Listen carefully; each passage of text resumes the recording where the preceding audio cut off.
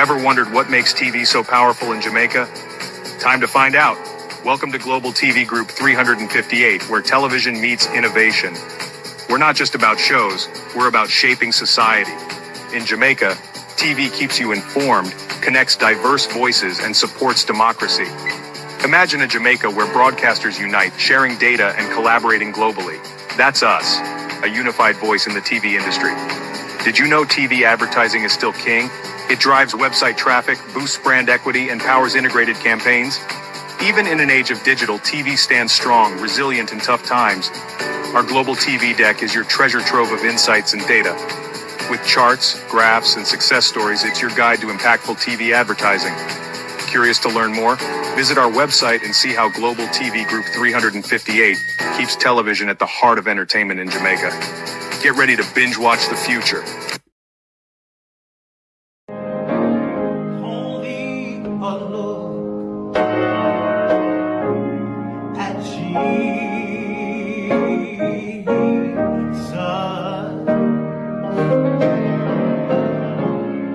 oh, so bow down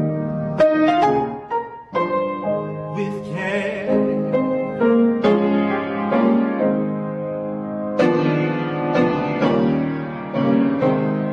Jesus promised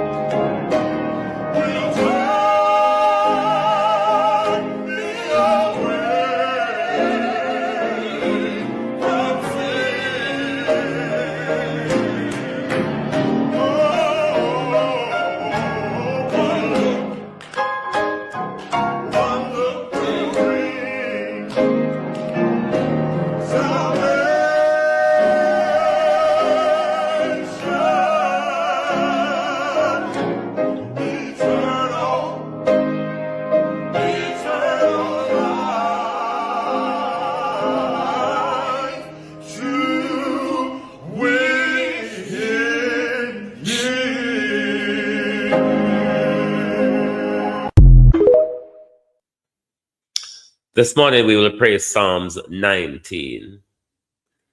The heavens declare the glory of God, and the firmament showeth his handiwork. Day unto day uttereth speech, night unto night showeth knowledge. There is no speech nor language where their voice is not heard. Their lines is gone out through all the earth, and their words to the end of the world.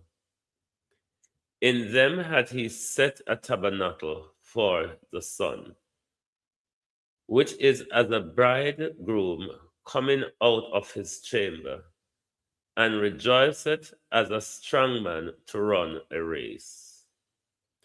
His going forth is from the ends of the heavens, and his circuit unto the ends of it, and there is nothing hid from the heat thereof. The law of the Lord is perfect, converting the soul. The testimony of the Lord is sure, making wise the simple. The statute of the Lord are right, rejoicing the heart. The commandment of the Lord is pure, enlightening the eyes.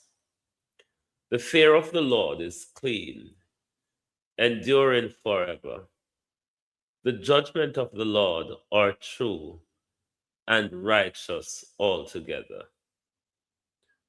More to be desired are they than gold, yea, than much fine gold, sweeter also than honey and the honeycomb. Moreover, by them is thy servant warned, and in keeping of them there is great reward. Who can stand in his error? Cleanse thou me from secret faults. Keep back thy servant also from presumptuous sin. Let them not have dominion over me. Then shall I be upright, and I shall be innocent from the great transgressions. Let the word of my mouth and the meditations of my heart be acceptable in thy sight, O Lord, my strength and my redeemer. To my community of party and all my family members, platform moderators, membership holders, viewers, subscribers, commenters, and trolls, good morning. Welcome. Thank you all for joining us.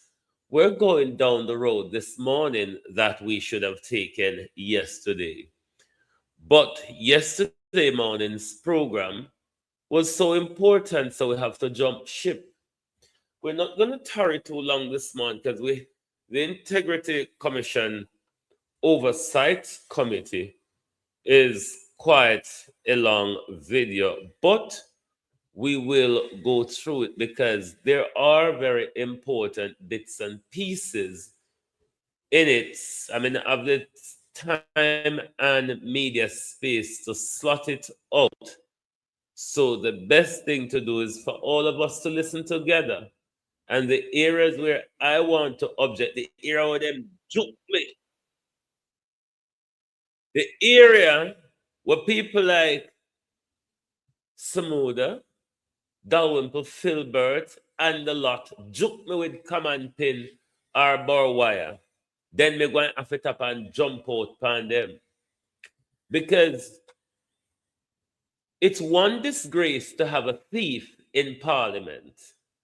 It's one of the disgrace to have a thief in the cabinet. But a bigger disgrace when that thief sits on the integrity oversight body. It really couldn't get any worser than that. The Andrew Holness regime, led by corruption, by nepotism, by cronyism, and downright Sogri. 10 years, just say. 10 long years and look how Jamaica stay. No light, no road, no food pan we plate. People are suffer while Andrew a live great. Eh, eh. You stand up on the platform, smile wide and proud. I tell we about prosperity, but we can't see it all now. Ha! Hurricane come through and left the people bare. 6 months later, them still out there, asleep under the air. Their JLP friends them build high rise, roads still full of holes. A house pocket to a field, while the nation lose its soul. Hospital overflow, picnic can't get bed. School roof a leak, but you and Juliet well fed. You always have excuse, always pass the blame. Every time something wrong, it never go in your name. Jamaica a drown and you claim you're unclean. Biggest actor in our politics we ever see. Boldness, time to go, time to go. The people, we say no. 10 years and we can't take no more, you know, hear us. We are not on the door. Boldness, time to go, time to go. From Kingston to Negril, the people say so. We tired, we hungry, we done with the show. Boldness, time to go. Farmer can't afford to plant, food price reach the sky. You bring in the poverty while your own people cry. We born ya, we grow ya, we bleed for this land. But Andrew at the top won't extend the man. You talk about vision, you talk about plan. But 10 years later, we still can't understand. Corruption report land and nobody charge. The people pocket small, but the scandal them large. What's crack up parish council, bro? Country suffocate down and it just smoke. And when we raise the voice, you call we political. But the truth is the truth and the truth is biblical. Police, time to go. Time to go. The people, Let's say no. we say no. 10 years and we can't take no more, you know hear us. We are not on the door. Police, time to go. Time to go. From Kingston to Negril, the people say so. We tired, we hungry, we done with the show. All less our time to go. We no want no hype, we no want no speech. We want action, no, not the lies you preach. Hurricane victims still under tarpaulin. Prime Minister fly gone foreign. Your JLP cabinet full, but the people COVID empty. Oh, you live so large when we live in so scanty. Not with fists, not with fire, but with voice. Them rising higher and higher. From every parish, every yard, every gate. Jamaica speaking and I know too late. Police, time to go. Time to go. The people, Let's say no. we say no. 10 years and we can't take no more, you know hear us. We are not on the door. Police, time to go. Time to go. From Kingston to Negril, the people say so. We tired, we hungry, we done with the show. Oh, yes, our time to go. This one is for every Jamaican. We can't afford feet. We are sleep on cardboard. We are drive on broken road. The people don't forget. The people don't forgive. Enough is enough. Jamaicans will live. Baron Leslie, good morning. Philly Odd Vibes, good morning. Lynette Jenkins, Gloria Morris, good morning. Mr. Upton, good morning. Karen Lamar, Empress Deb, Errol Reed, Marcia Essay, Michelle Clark, Monica Wills, Adolphus Dunn, good morning, good morning. Jamrock 8766, Richard Reed, Barbara Simpson, Andrea Joan Hamilton Wilson. Good morning, good morning. To all of the silent listeners, to those watching on their TV, their iPods, their projectors, wherever you're watching from, good morning and welcome. Thank you all for joining us. Sheena Kelly, good morning. Good morning, all. Now, we're going to take the joyride This morning, my browser has lost connection, it says. Evan Miller, good morning. Pamela Akola, good morning. We're going to take a joyride this morning with the Integrity Commission Oversight Committee in Parliament. But before we take such a joyride, I have two questions to ask the People's National Party. You would have seen last week where two people step aside from the People's National Party's shadow cabinet. That is Azan, Richard Azan, Marcia Thomas. Good morning. Althea, good morning. And that is Azan and Vaz. More so, I want to ask question about Dwayne Vaz, though, but in the broader context, where, and this is, for me, the political flimsy excuse, where it is said they have stepped down from the shadow cabinet to focus on their constituency. Are you all saying, if we got the big job as well, if we were in power and we got the big job, you couldn't focus on your cabinet portfolio and the constituency? When I hear flimsy excuse of such, it leaves me to ask broader questions, particularly in relation to Dwayne Vaz, Mark Golden. Is Dwayne Vaz stepping aside, or did you ask Dwayne Vaz to step aside? And does that have anything to do with the Julian Chang scandal? I'm just thinking, because when you hear them say they step aside to focus on their constituency, no go so. Take it from me, Rennis Nicholson. Good morning. When you hear politicians say they step down or step aside to focus on their constituency, nothing don't go so. There is a broader context to it. And I wish the PNP could answer the question in particular to Dwayne Vaz. Does this have anything to do with the Julian Chang issue? Because if it is that they were in power, I mean, are you saying you couldn't handle your cabinet portfolio and your constituency at the same point? How heavy it is being the shadow spokesman as opposed to the cabinet? And most the research, una do and present an argument, una not do no portfolio work. Michael Nipper, good morning. Una not have no heavy portfolio. We fi hamper una from paying attention to una constituency. What is the broader context, PNP? Because I'm not going to be like the PNP vlogger them where blame Nesta Morgan and blame everybody else for them stepping aside. What is the broader context? The excuse Mark Golden is quite a flimsy one. They step aside to focus on their constituency. Are them one of constituency? And are they saying to the people of Jamaica? Because what they're saying, Mark Golden chose me who wasn't fit enough to deal with a cabinet portfolio if we were in government.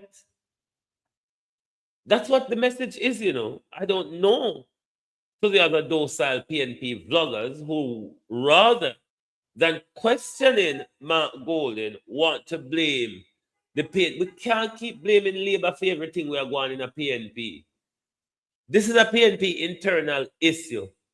If it is that PNP Labour writer make them life hard and them step aside because of that, that shows that them never equipped from morning.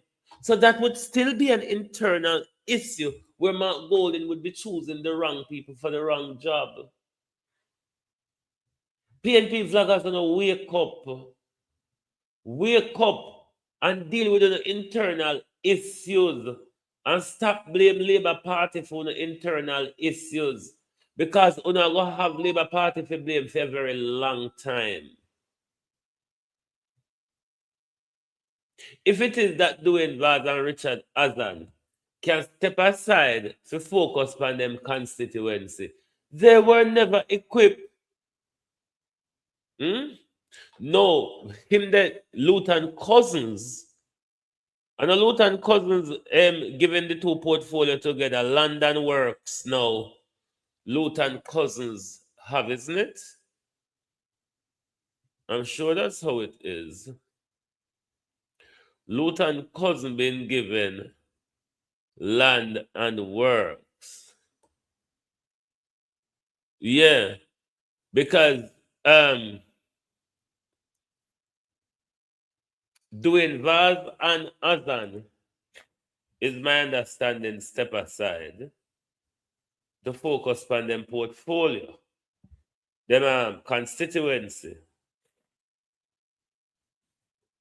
So, my youth, what him name? Luton Cousins is now, because Dwayne Vaz was doing roads and work, which is the same works that's been given to Cousins. And a land or whatever him that did do, whatever man that they do. But those two, as I understand it, step aside, and now Luton Cousins is doing land and works. Violet Watson, how are you?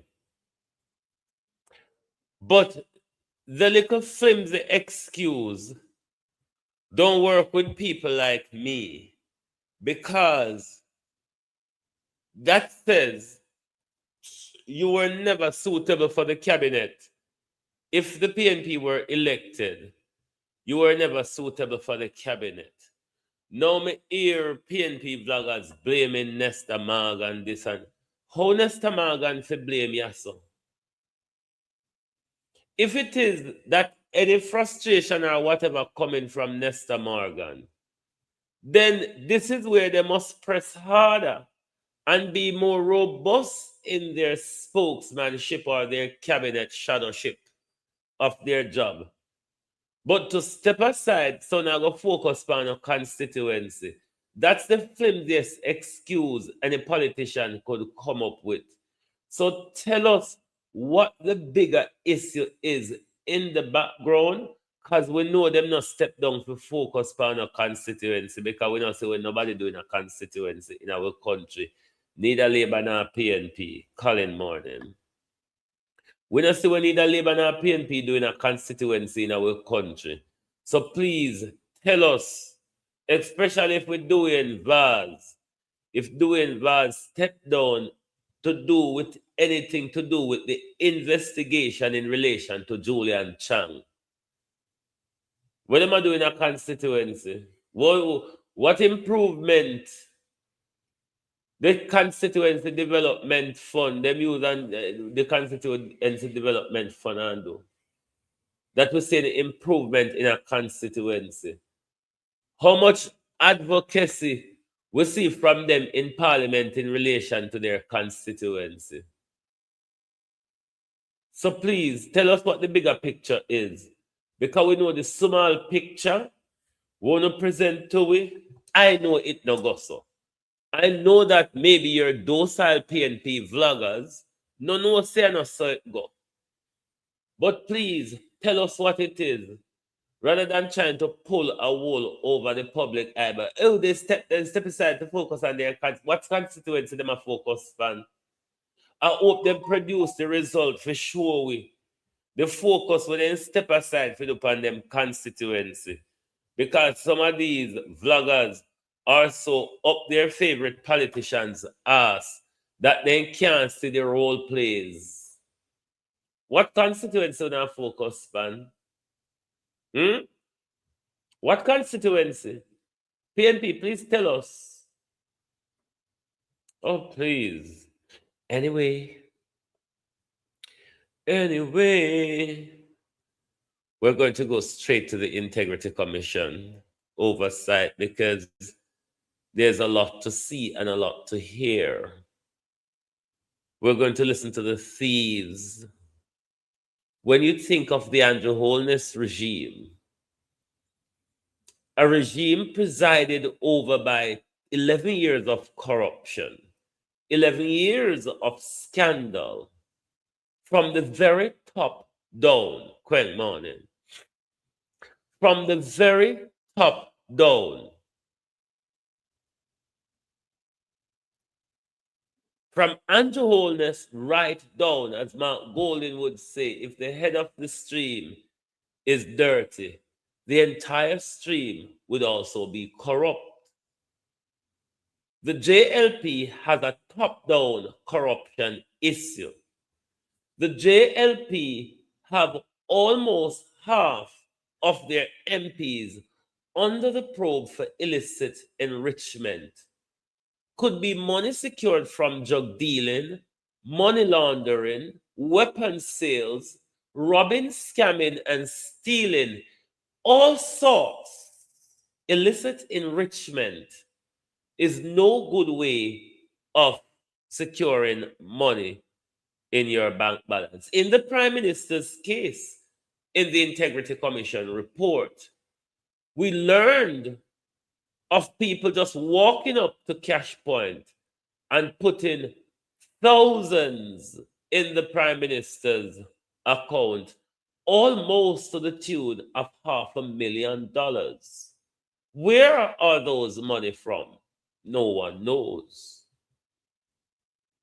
But this same government runs the Integrity Commission. What do you think about Andrew Holness? Jamrock, I did my program yesterday morning was on that very question you're asking. So if you have not watched yesterday's morning program, you may need to watch it when this one is over, because I dealt with that topic.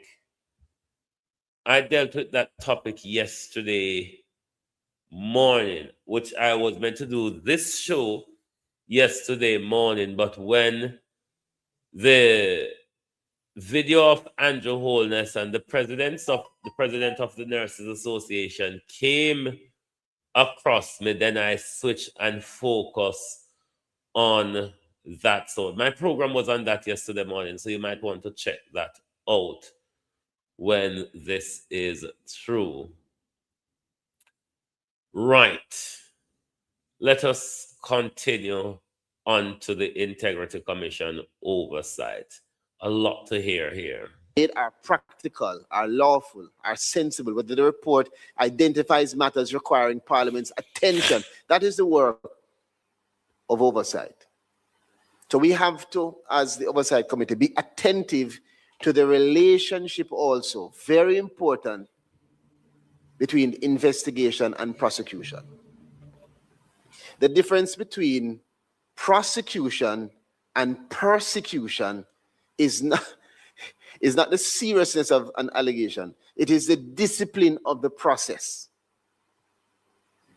Prosecution is evidence-led, law-bound, and fair. Persecution is what justice becomes when power outruns proof, process. Now, what Colonel Charles is saying here, that the Integrity Commission is no longer following the law. The Integrity Commission work is not evidence-based.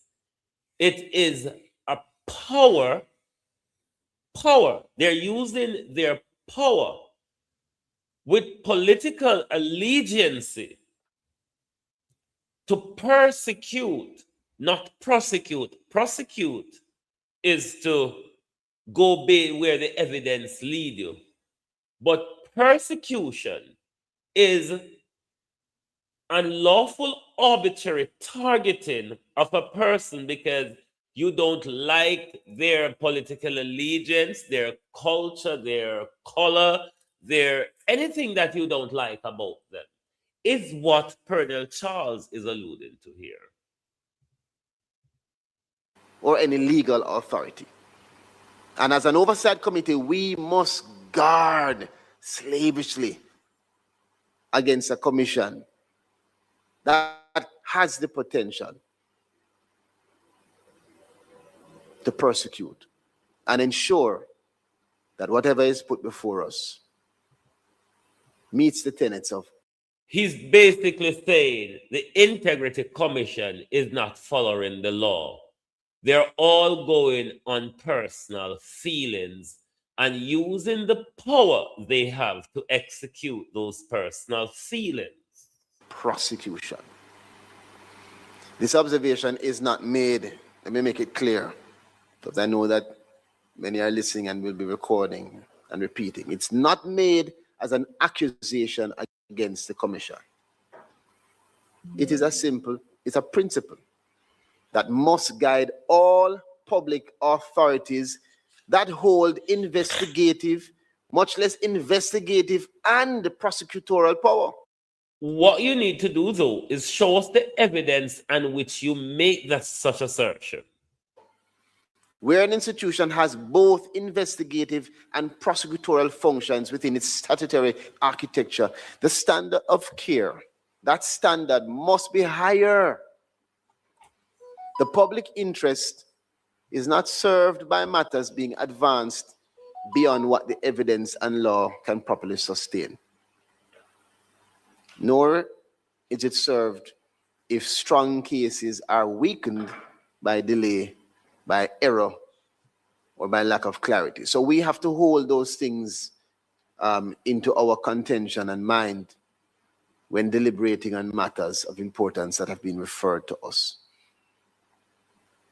A strong commission, therefore, must be fearless, and we will be so, disciplined. Zeal within the law, as has always been said, is a virtue. Power exercised beyond the law is a danger. And this committee will support the former and guard against the latter. Make that be very clear. At the same time, we will effectively remain within our own mandate. Bear in mind, for those who are watching and who might not know, this is the son of a thief and a man who's probably under the illicit probe, Eugene Brown. It does not examine a report in order to redecide the individual matter. We won't be doing that.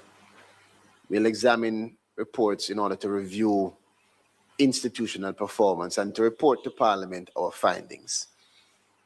A recommendation that procedures be strengthened, delays reduced, reporting clarified, resources addressed, or the legislation where necessary amended. That falls within our role. A direction that the Commission reach a different outcome in a particular case, that does not fall within our role, and we won't be going down that road. We built this commission with the nation's trust, and we will hold it to the nation's standard.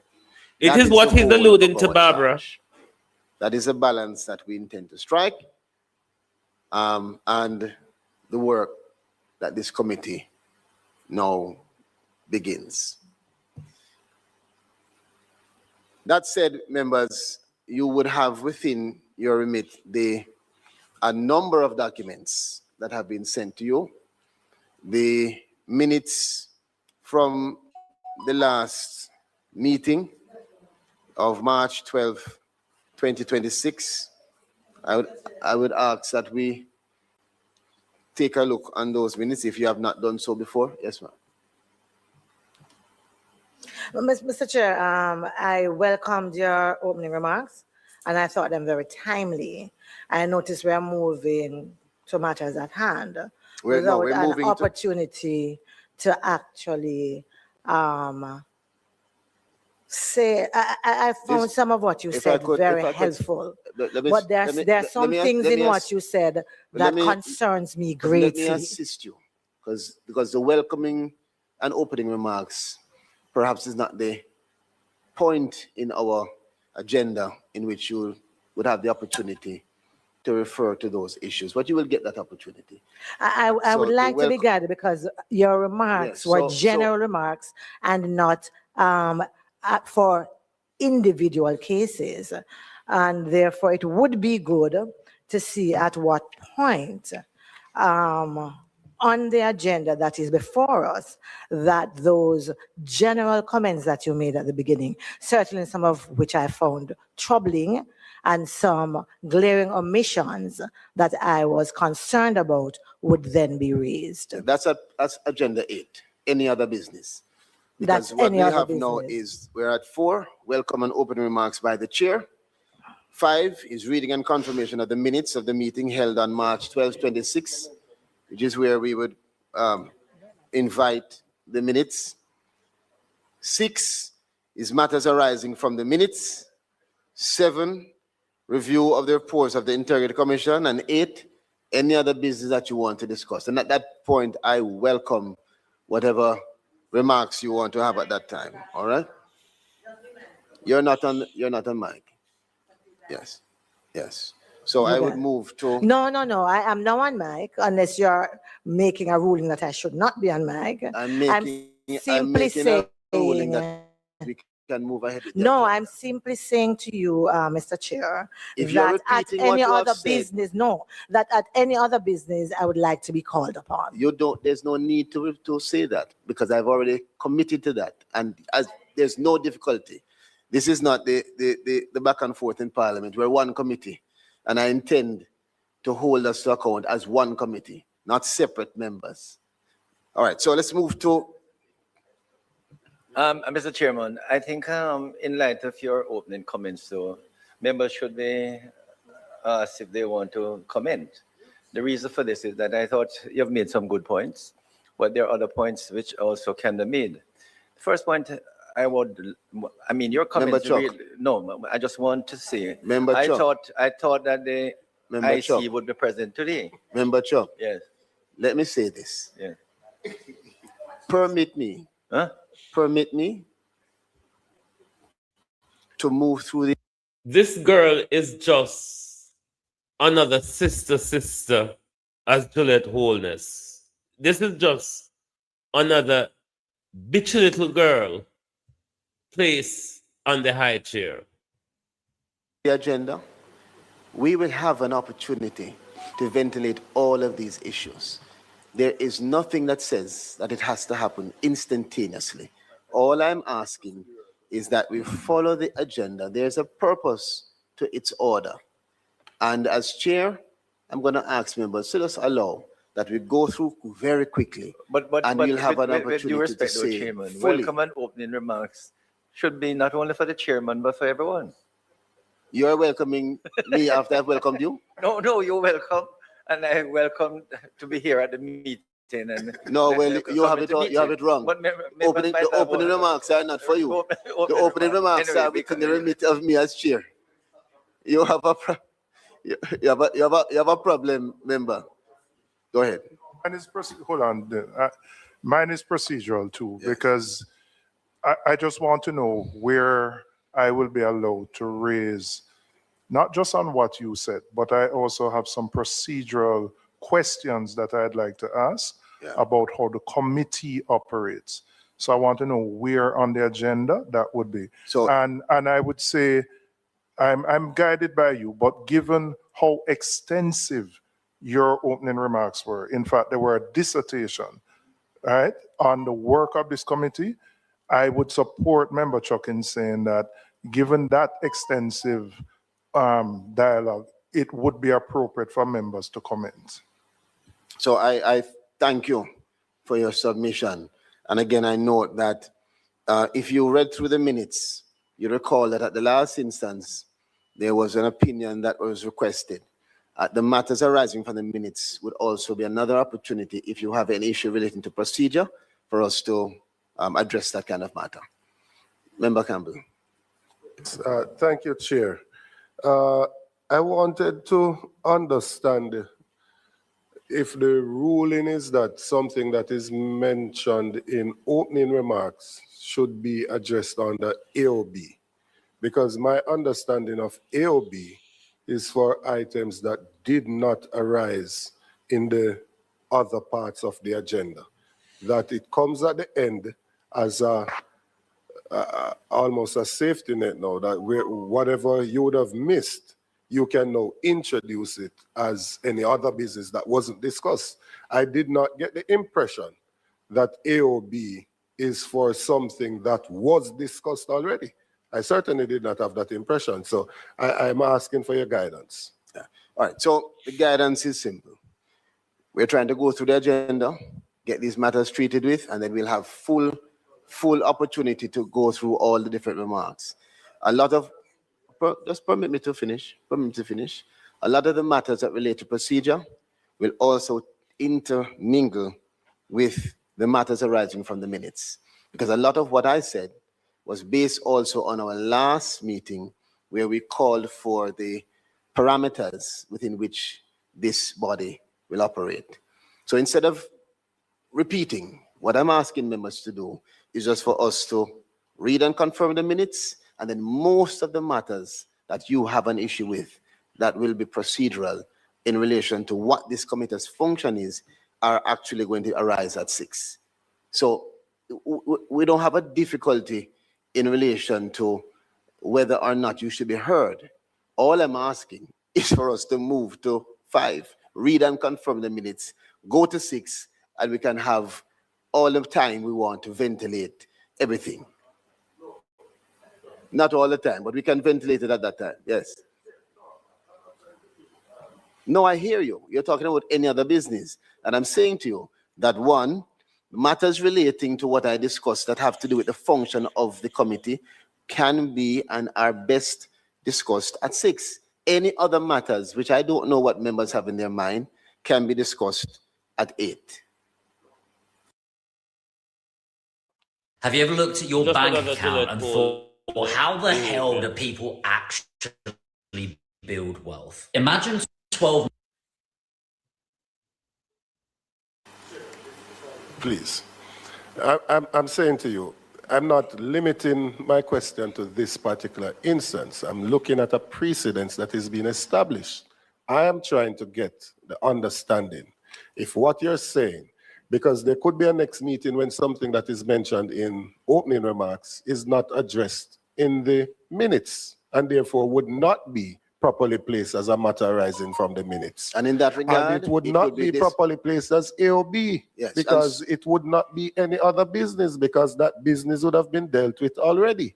Yes. So I'm seeking to understand how is it that a matter that is placed squarely before us cannot be taken until we get to item 8, where we're discussing other business. It can be taken. It can be taken. But as chair, I'm saying to you, instead of us repeating, it is the same substantive matter that we're going to treat with in the minutes. Chairman, you put these issues on the floor, you know. You Yes. are the person that placed them on the floor. And so members now want to comment on the very issues that you have placed on the floor. Yes. So And why you're would going you deny them that privilege? Nobody is denying you. Again, what you're doing is you are formulating your own opinion as to what I But I ultimately can't am seeking formulate to the next achieve. opinion, only mine. I know, because you're saying, what you're saying, member, is that I am seeking to deny. And I'm saying to you categorically, we don't have to go back and forth on this. It's a simple procedural matter. All I'm saying to members is let us read and confirm the minutes, because what is in the minutes is inextricably connected to what I have discussed. Read and confirm the minutes so we don't have to end up repeating ourselves. Can we read and confirm the minutes, please?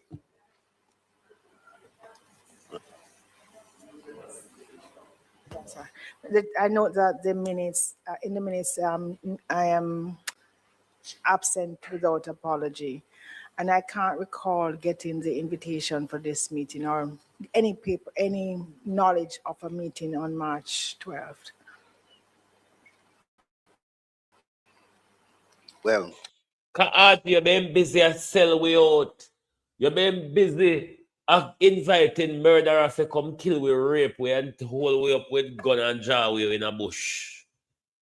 Because I've In been that regard, asked. I'll ask that the Secretariat note that and the necessary adjustment be made. Yes. So, We noted, member, and we Thank make you. necessary adjustment. All right, in that being said, Member Campbell will confirm the minutes and seconded by Minister Samuda. Thank you. Where do we make any amendments in which item here covers if there is a correction to the minutes? You do it now. No, I'm just based on the question or the point that was made. I'm just saying which item here would capture if there is a correction to the minutes. Which is it will be item now. 5 that would Reading do and it? confirmation of the minutes. So you in the future do you want to expand this?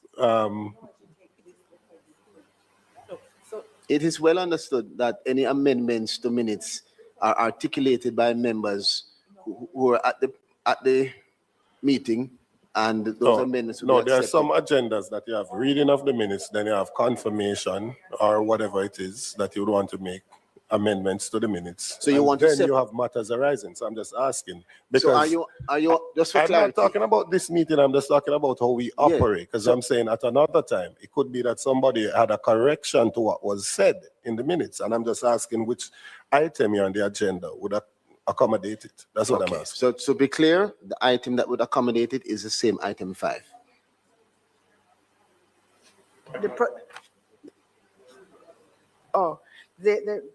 The way the process. So normally I think would go through page 1, page 2, page 3 to make sure that it's agreed. And the amendments or corrections or clarifications are noted as we go along. And then, it is then confirmed after the amendments have been made. All right, so you want to go page by page? I think it'd be a good idea. Not a Mr. difficulty. Chairman. Okay. So we'd rescind the confirmation that was just accepted by Member Campbell and Member Samuda, and ask members if there are any issues with page 1 of the minutes of the meeting of the Integrity Commission Oversight Committee, Thursday, March 12, 2026, save and accept for the amendment or the matter that was noted by Minister Marks in relation to her absence without apology. Is there any other issue on page 1?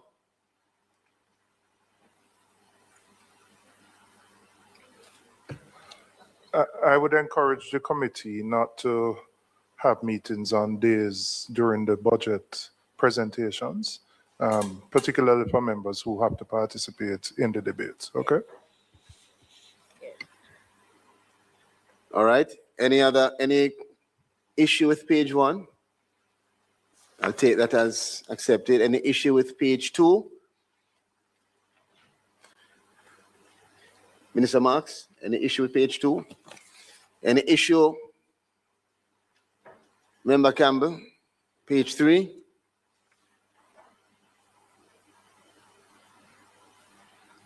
I'll take that as accepted.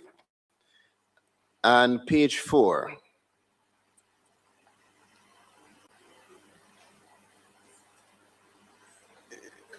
Yes?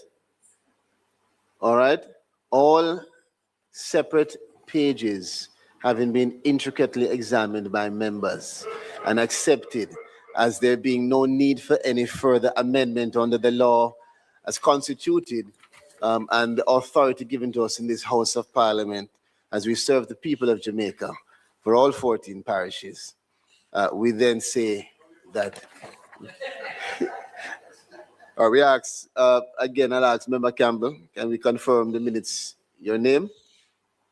Yes, and seconded by Member Samuda. Thank you, members. All right. So we're now at matters arising from the minutes, and having gone through the minutes, members would know that the item 4 would have generally been arising from issues which we discussed at the last instance, which relate to what exactly this commission is to do, what our functions are, what are the guardrails, what are the parameters. So to you members, at item 6, any matters arising from the minutes? Minister. Well, all right, I had my mic on. Two questions. Given that we are examining reports from the Integrity Commission, and I have questions about reports, as a procedural matter, shouldn't there be, and I think Minister Chuck was going there, a representative from the commission at these meetings? So for example, I have questions on the annual report, which nobody here would be qualified to answer. And so one is, I believe, as a matter of course, if you're examining reports, there should be a representative from the commission who is invited and participates. That's one issue. Okay, I have another one I want to come to, but I'll allow senior counsel to Chairman, intervene. it is always my understanding, and even if it has not been done consistently, that when the Oversight Committee meets, we should have representative from the IC. I don't think it's appropriate for us here to be just discussing in a vacuum without them not being present. Perfectly that so. I just want to reassert that once reports are tabled in Parliament, maybe 2 weeks maximum, that we should we should have a sit to consider the report. But in considering the report, we should invite the IC to be here unless we have nothing to ask, as the case may be. But as Member Robbins is saying, he has certain questions to ask, which none of us can answer. And I would say, in going forward, Chairman, apart from what you have said in your opening remarks, I think we should ask the IC to comment on your opening remarks. And I also have a number of remarks to make on any other business, which I would also like the IC to comment on too. Okay, so we can move forward. Sorry to interrupt, Member. No, I'll always allow senior counsel to amplify my I point. hope that spirit of togetherness continues throughout. It always exists. It always exists. Now, my second question. And you want me to respond to one? Huh? I just want to add to one. Just Okay. to indicate that I too have asked the same question. My understanding is that we as a committee need to meet formally and then to make that request. And going forward, then that will be the circumstances under which we operate. So it was intended, but we have to have this. Okay. First. My second question now relates to the ability of this committee to discuss matters related to the process that the Integrity Commission may have followed in a particular case where the subject of the investigation has initiated court action. So while I may not want to comment on the content of the report, which the subject is the report on the subject, I have questions on the process that the Integrity Commission may have followed.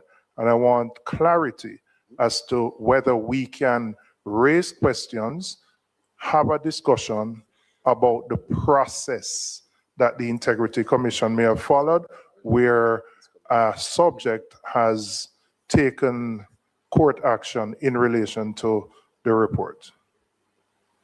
I think that's a very, very important matter to raise. The matter of whether issues that are sub judice fall within our remit. And it is a matter that we'll have to treat with case by case as well. Because it also will be determined, in my understanding, of what the substance of the court matter is, right? And also how the report has been constituted. But it's a matter of which we can also seek some specific guidance from counsel that supports the committee, and I will do so. You don't need an expensive solicitor to write your will. Protect your loved ones and assets with a professionally written and legally binding will for just £19.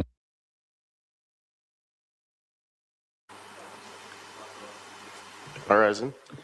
Thank you, Chair. So I do want to thank Committee Clerk and Legislative Council for the memorandum which guides us based on my question or request in last committee meeting. Just two points of clarity arising from the minutes and, of course, the actual memorandum. This confirms my recollection from the debates of 2017 and confirms my comments then that a challenge could arise from simply establishing this committee through the standing orders as opposed to clearly defining in the act how the oversight committee would function. On the subject of recommendations, well, first, before I come to the recommendations, which is in the memo, I believe also your agenda going forward will have to have a 7A and B, which will deal with the operations of the commission in line with what the standing orders allow us to do, which is to also look at their specific operations.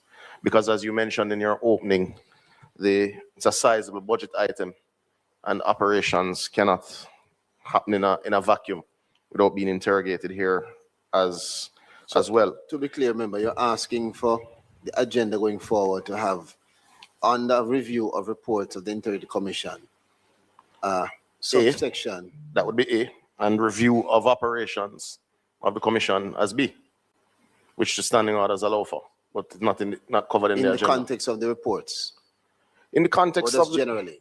Generally, my understanding and reading the memorandum that is a part of the role of the committee, which is not on the agenda for today. So I believe going forward, it would need to be covered because the operations or procedures followed in relation to any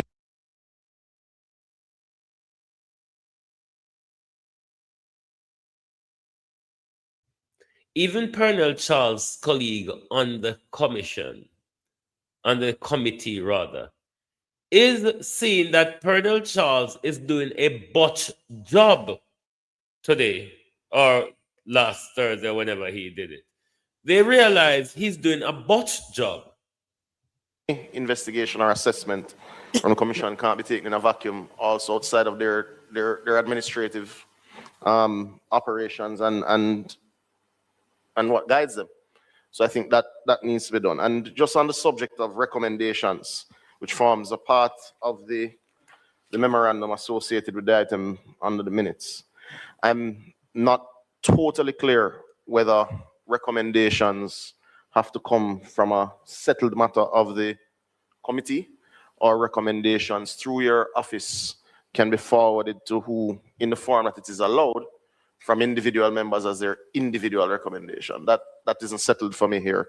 So, for instance, if I wanted to make 2 recommendations to the Joint Select Committee related to their work, having looked at the operations of the organization or the substance of any report, if I have a differing view from perhaps Member Robinson, would my view be able to be channeled through you to the Joint Select Committee for consideration, or would it have to be a settled matter, either by majority or consensus from the committee? That I wanted further clarity on. Thank you, member. Just to indicate, not for me to respond to both matters, but in relation to the first matter that you raised regarding the functions or reviewing the operation of the IC, under Standing Order 73D, subsection A, I believe that is supported and understood, but it can be delineated separately as an item. I have no difficulty with that. I don't think members have any difficulty with that. As it relates to the second item, I leave that to council and the team that advises and supports us to get back to us on that. Because they have something to hide, Jamrock. You're only fair when you have something to hide. Pleasant afternoon, Chairman. Pleasant afternoon, members. With regard to the last question that was asked about a dissenting view, that is governed under Standing Order 80, that deals with reports from select committees, and in particular, Standing Order 80, subsection 4C, which speaks to the fact that any member dissenting from the report of the majority of the committee may, by leave of the committee, put in a concise written statement of his reasons for such dissent, and such statement shall be appended to the report. So if it is that you have a recommendation or a view that is not accepted by the majority and not contemplated in the majority report, that being the report that all of the members would Debbie deliberate on, Jarvis. you could have a minority statement or a dissenting report being attached to the majority report with the leave of the committee. I would recommend then that if such an instance should arise, that you seek the leave of the committee when the committee is actually deliberating and voting on the majority report. I trust that that helps. Okay. £3,000. That's it.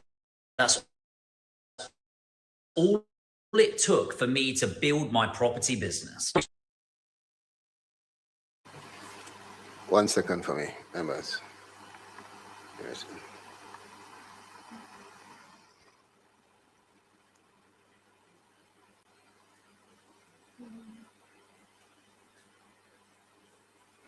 I want to thank Council for the clarity. I want to just bring the attention of the committee members to clause 80, section 4, subsection C of the standing orders of the House of Representatives that says any member dissenting from the report of a majority of the committee may, by leave of the committee, put in a concise written statement of his reasons for such dissent, and such statement shall be appended to the report and would properly be defined not as a minority report, I believe, but as a statement of dissent.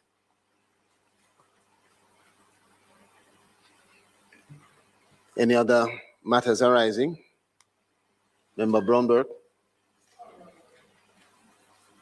You're any other business? No, we don't reach there yet. I'm saying we are. So there was some trouble, people. Let's leave things alone. All right. If there are no other matters arising from the minutes, what I will do is move swiftly to the reports. But I want to make a reference to these reports within context.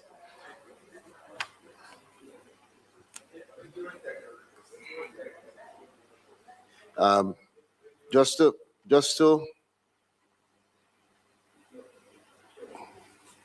you want me to finish my sentence and then you intervene, Minister Chuck? Yeah. I'm gonna move you from beside Member Campbell. I think there's a yeah. Everybody says say you're doing a much job. Let's stick to the committee at hand. Everybody says say you're muddling up just to the indicate, thing. some members would have had the memorandum relating to the role and the functions. It's important. I also want to note that there is another specific request that was made by Member Samuda that we are compiling, completing, and at the next instance will be delivered to the committee, which is specific to the matter that you raised in relation to a report at the last instance. As we move to 7 on the agenda, as is noted, we don't have members of the IC here with us. It is noted that the committee has made the request that going forward, the committee has the sufficient support in terms of whatever resource officers from the Integrity Commission or any other body that is relevant are here to respond to whatever questions could be raised or have been raised at the previous meeting. Nevertheless, I just wanted to give some context of what the nature of the reports are that have been referred to us. It has been sent to members, but I doubt that members have been able to go through based on the voluminous nature of those reports. Yes, Member Marks. Sorry, Mr. Chairman. There's one other matter in the minutes because I'd missed the first meeting, and You're going back to Oh, yeah. 6. Yes. So let's just sorry. Yeah, just. I think I'm we have just- to officially ask for recommittal, do we? So we ask members for a recommittal to to item 6. Aye. Yes, sorry, Mr. Chair. I just wanted clarification. On page 2, we looked at the functions of this committee, but I know that it's not included that we'd also look at the reform or any reform or amendment to the Integrity Commission Act. Is that the other committee, the standing? Okay, all right. That's a joint select committee. However, what I did note and indicate is that members here are encouraged as we start to examine administrative and procedural issues, that if there are matters arising that would relate to substantive suggestions to that committee, that those will be put through to assist them in the deliberations of whatever amendments going forward. Oh, thank you. All right. Thank you, Mr. Chair.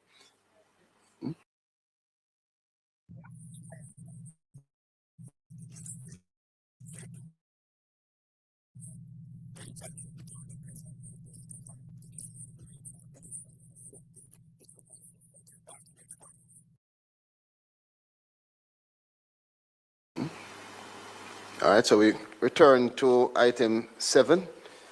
As I was saying, so clearly we won't be going comprehensively into any of the matters or examining matters in detail, but I do want, for the benefit of the committee, to at least give a categorization that will assist.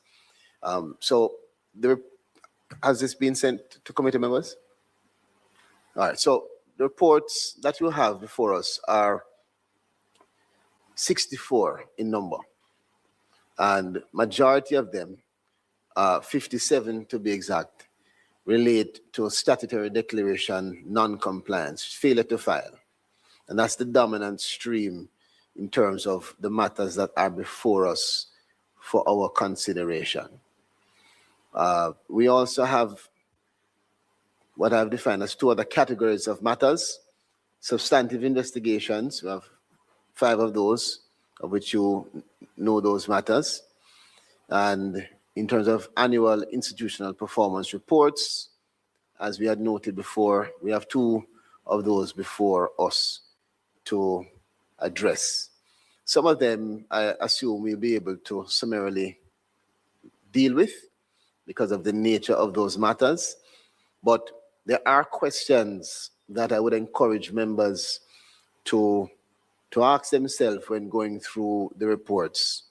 The statutory declaration, for instance, we want to find out whether, are we satisfied that the Commission is applying a consistent approach to statutory declaration, non-compliance? Are we satisfied? These are matters you would want to consider in terms. No, I'm just giving you hypotheticals. It's not relating to any matter. It's just a matter of some context to how we would want to examine and dissect the matters before us. And there are a lot of statutory declaration non-compliance matters. So we would want to ask, for instance, the committee, if they are here, the Commission, to give us some guidance, explain to us the various processes, what's the escalation of the process before a matter becomes referred, for instance, to the Director of Corruption Prosecution. These are things you want to find out. Do the repeated non-filings point to weakness in the public sector? I don't know. Awareness, do we need to raise awareness? Is there a need for us to say or suggest that there be more campaigns around awareness, around reminders at ministries, at agencies, at departments, because the goal is not to prosecute. The goal is to make sure that we are preventing and detecting corruption. And there may be genuine errors that we can avoid by ensuring that the information is effectively out there on what needs to be done. There are some persons who have genuine situations. And so should the committee recommend that public bodies strengthen their internal compliance systems and awareness around these issues. These are some of the matters that the committee is encouraged to ask. Now, in terms of the declaration, verification, and integrity breaches, which are more substantive, we have to dive into those reports to look on the operational gaps in the regimes. We have to look on the various findings. What do those findings suggest in terms of isolated breaches or recurring weaknesses in the processes across government? And for the various matters, I won't go into the detail of what members might want to interrogate, but I just encourage you that as you examine the matters, look to see whether you are satisfied that our commission, the Integrity Commission, is discharging its statutory functions under the Act. Is that being done?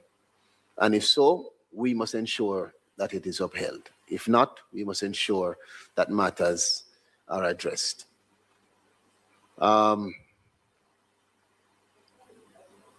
Importantly, again, we are definitively not here sitting to retry the reports. Our task when it comes on to addressing these matters is to determine whether, taken together, they show that the Integrity Commission is functioning effectively and within the remit of the law, and where the reports disclose recurring breaches or systemic weaknesses or whatever the follow-up actions are that are required. As a committee, we should look on that and note that, again, you have 90% or more than 90% of the 64 reports before us concerning a single unfiled form. Can this be remedied? This is something that can be improved in terms of how we treat with the matters. So we ask then that council and the secretariat, is that the right nomenclature? Secretariat, committee, clerk, note the request of the members in relation to the IC, and I'll expand that if there's no objection to whatever institution, body or so that is relevant, and to provide members with notice of who is intended to be called, so that members are not surprised by the attendance and that members can have an opportunity to prepare accordingly. Minister Sumuda.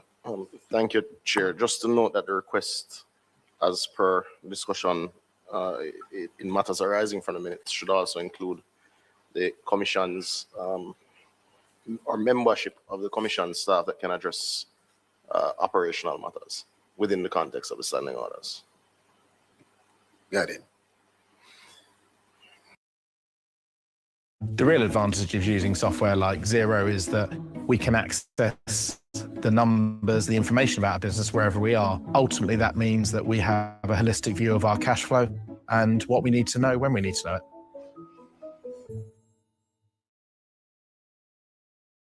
There's a new career and a new training that you can start with no previous experience. It pays well, provides flexibility to work around. All right, members.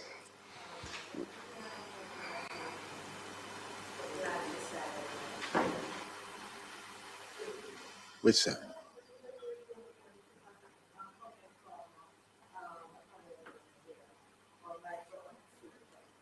Oh, my apologies. My apologies. I always glance that side. Thank you very much. Mr. Chair.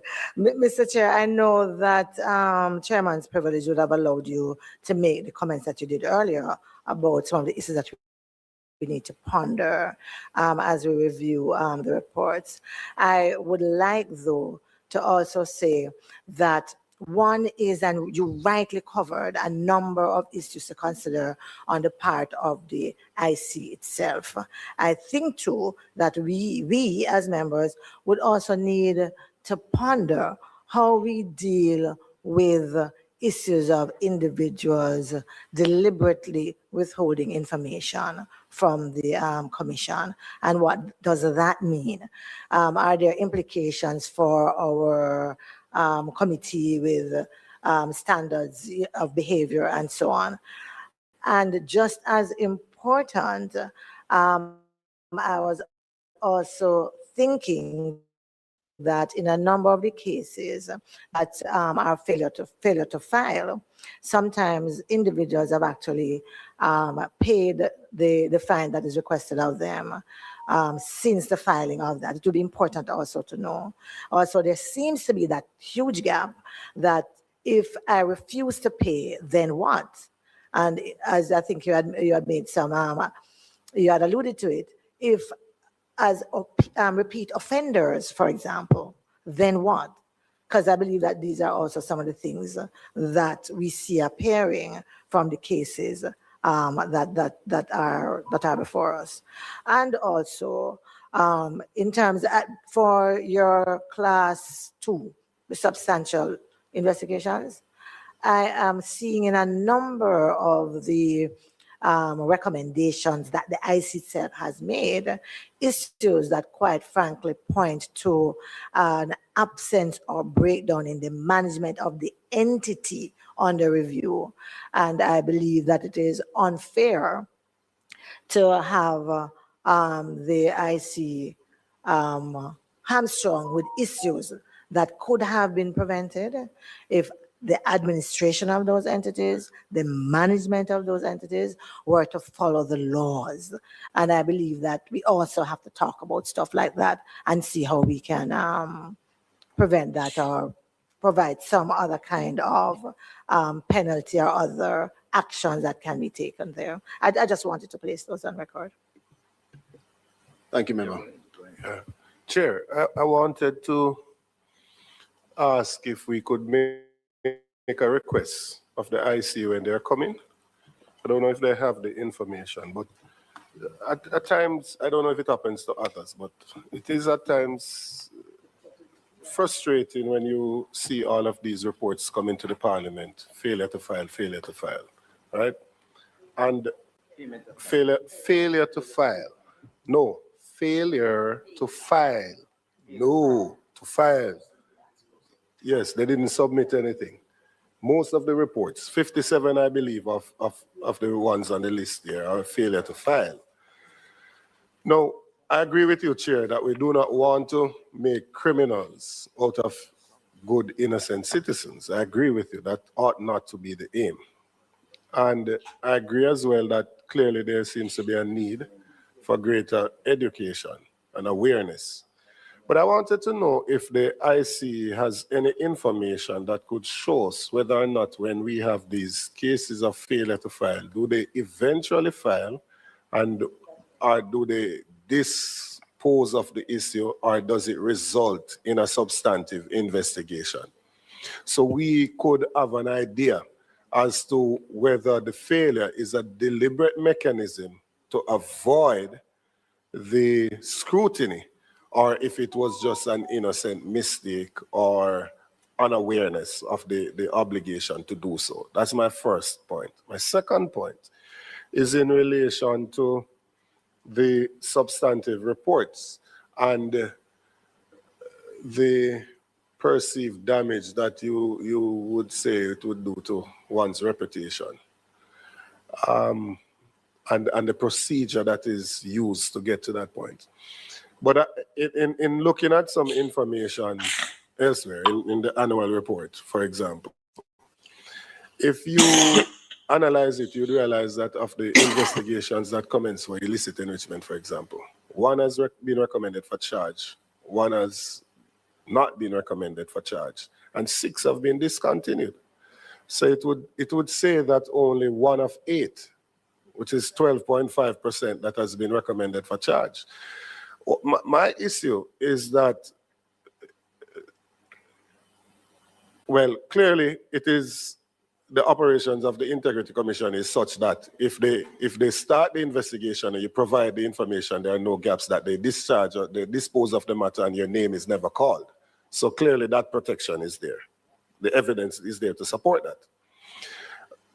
The issue, though, is when somebody fails to provide the information and then comes at the end to say that I'm being unfairly treated when you were asked to provide the information and did not take the opportunity to do so. Because I'm quite sure that the ones that have been disposed of, that those individuals provided the information that caused the commission to be in a position to dispose of the matter. So how we treat with those matters, the obligation to provide the information, I think is a critical matter that we should look at. Just to respond before Member Dalrymple Filbert. Firstly, as it relates to the first issue that you raised, the nuances of the report as to what exactly the person did that led to the outcome of them being charged or otherwise. The matrix that we put together for you, if you look on it, it has a category, a column of key findings, and it speaks directly to what you said. Even at the first one, it shows that it's not that the person did not file, right? They did file thereafter, but in one of the cases, for instance, did not pay the penalty. At each case, it's very important as you start to examine all of the matters, you will note each case, even under one category, is unique in its circumstances.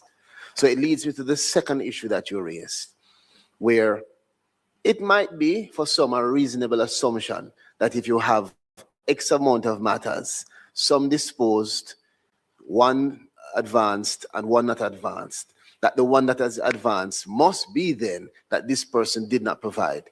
And that's not true. No, what I'm saying to you is that it is a, and I'm saying to you, that's what we have to interrogate. So regardless of it being written, our duty is to interrogate the facts, look and examine the findings, and determine if that finding actually is procedurally supported by what the commission has led to. And you will find, I'm telling you, when you start to intricately examine it, that it is not true, it is a fallacy to draw an assumption or a conclusion, as you have said, that because there is one matter that stands out, it therefore means that this person did not follow the procedure. However, what you said is essential. And I think it's the same thing that Member Brownberg was saying, that as we address our minds to the activity of the commission, we should use the opportunity, we must, to say to the nation that we expect, even if it doesn't fall directly in our mandate, because we can't, I mean, we're not here to give specific direction to individual declarants, but we can use the opportunity, and we should. I see no difficulty in members making statements to remind persons of their own responsibility as a citizen, particularly responsibility as public servants and other officials who are part of this process. But again, I caution us, we cannot take an approach of simply seeing on the surface and assuming. That will lead to the wrong outcome for the committee. Yes, member. So. With the game still deadlocked, it's time for something new. Bear with. Bear with.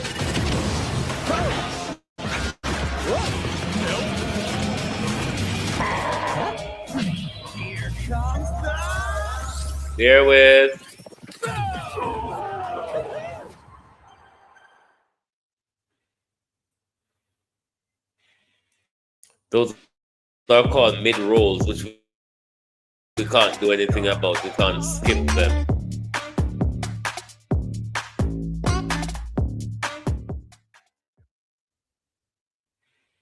Thank you very much, Chairman. I just want to pause for a moment to congratulate you on your opening remarks, because I think it is important that we recognize and say to the country that as an oversight committee, we support the Integrity Commission. Our government supports. Look at who is speaking. But what? Kitty cat. Puss, puss, puss, puss, puss. Mayor. Mayor, puss for the butter. Puss garden milk. Look pan water. Look pan the puss with the bucket of milk. Look pan the puss with the stick of butter. Look pan the lion with the piece of cow leg. Puss, puss, puss, puss. Come, kitty, come. Mayor. Look who's speaking. We want to do is to prosecute where necessary and not persecute. And in persecution, it's not just the persecution, it is the absolute damage that one does to a person's reputation. And going back to what member from Eastern Westmoreland. Let me tell you something, Dalrymple Filbert. You can't damage what somebody don't have. Come on, on a grow little sense now. You can't damage what you don't have. Basically, them say the Integrity Commission persecute them. Persecute them, not prosecuting them for their wrongdoing. Persecuting them because they're labor rights. Persecuting them because the Integrity Commission is PNP. Persecuting them because them don't like them political allegiance. That is what they are alluding to. But somebody can't damage one who never have found their one, Miss Puss, City Puss. Somebody can only damage your reputation if you had one. In the case of you all at the Jamaica Labour Party, people can't damage your reputation. Where they? What we're going to dig to find it? Christopher, you do? Said, you cannot, and you said it, you cannot assume that simply because information is not provided, you know, it is something that you're hiding or up, because what it is that if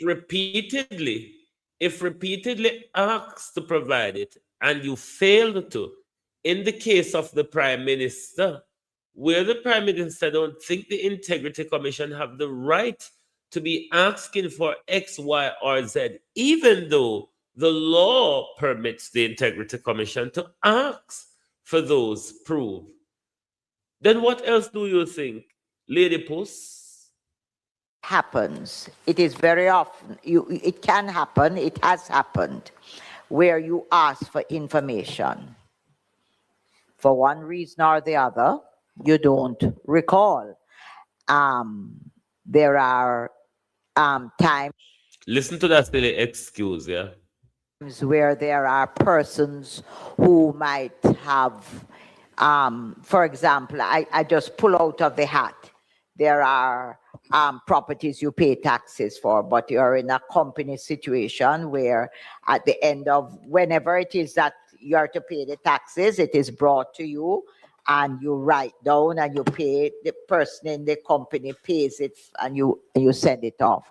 But that does not say that you remember that 40 years ago, your mom gave you a bit of land and you own it and you keep paying taxes for it. But you know, parents come from rural Jamaica, you have it there, you're not doing anything with it, you're paying the taxes because it is yours, but you don't even recall it. Then, so you don't have it on a report, you're asked about that. You're paying the tax, it belongs to you, but you don't recall say a fee when it comes to declaring it. Make it make sense, you idiot. What on earth are you saying? Frightened Post. Frightened Post. Where I say and what you mean? Come in and understand. Me know me not that dunce. Me know me brighter than every labor right. That's no question asked. I may have difficulty following what you mean. What you talk about? City Post. Explain yourself so me can understand. You pay the tax to the land, but you don't remember say it for you. How that work? How that go? Bit of land. You say, but I don't have anything like that. Or an insurance policy that you took out at 19, long before you 20 were in politics. And you have it.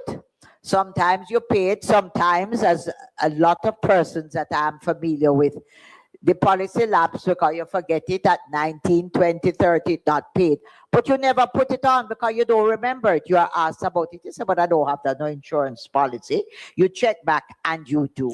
But if the insurance policy lapse, Dalvin Filbert, there would be no need to put it on your statutory declaration because you wouldn't be able to secure anything from it down the road. Is it? You're not making sense. Even to a fool like me, you're just not making sense. Continue to make fool of yourself, idiot. And when in fact, there are two situations that can arise. You don't put it on, and a report comes because they have found it. Once your name gets there and you have not, immediately, the public assumes that it's not even a piece of land out in the country now, that you have something that you have dishonestly and you're trying to hide it, or an insurance policy that you haven't. That is one situation. And immediately, the reality is in this country that once your name appears, there is something dishonest about you. And I think it is. I mean, I literally mean, Maricia, I literally mean, what the fuck are you talking about, darling?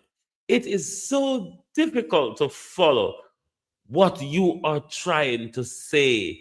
I don't know even if you are understanding what you're trying to say. And imagine how us out here trying to understand what you don't understand what you're trying to say. Imagine we, Maricia with the Alpha Roscoe, Maricia with the Rada Potato, Maricia with the teeth in Mercedes Benz. Imagine. It is not right, to put it very lightly. And the other thing is, what happens when you indicate you've been written to about something, you write and say, I don't remember that, I don't have that. But prior to it was in your case with the car that you drove, your sister drove. I mean, how rich can you be that you doesn't remember a car? As Mr. Perkins would have said,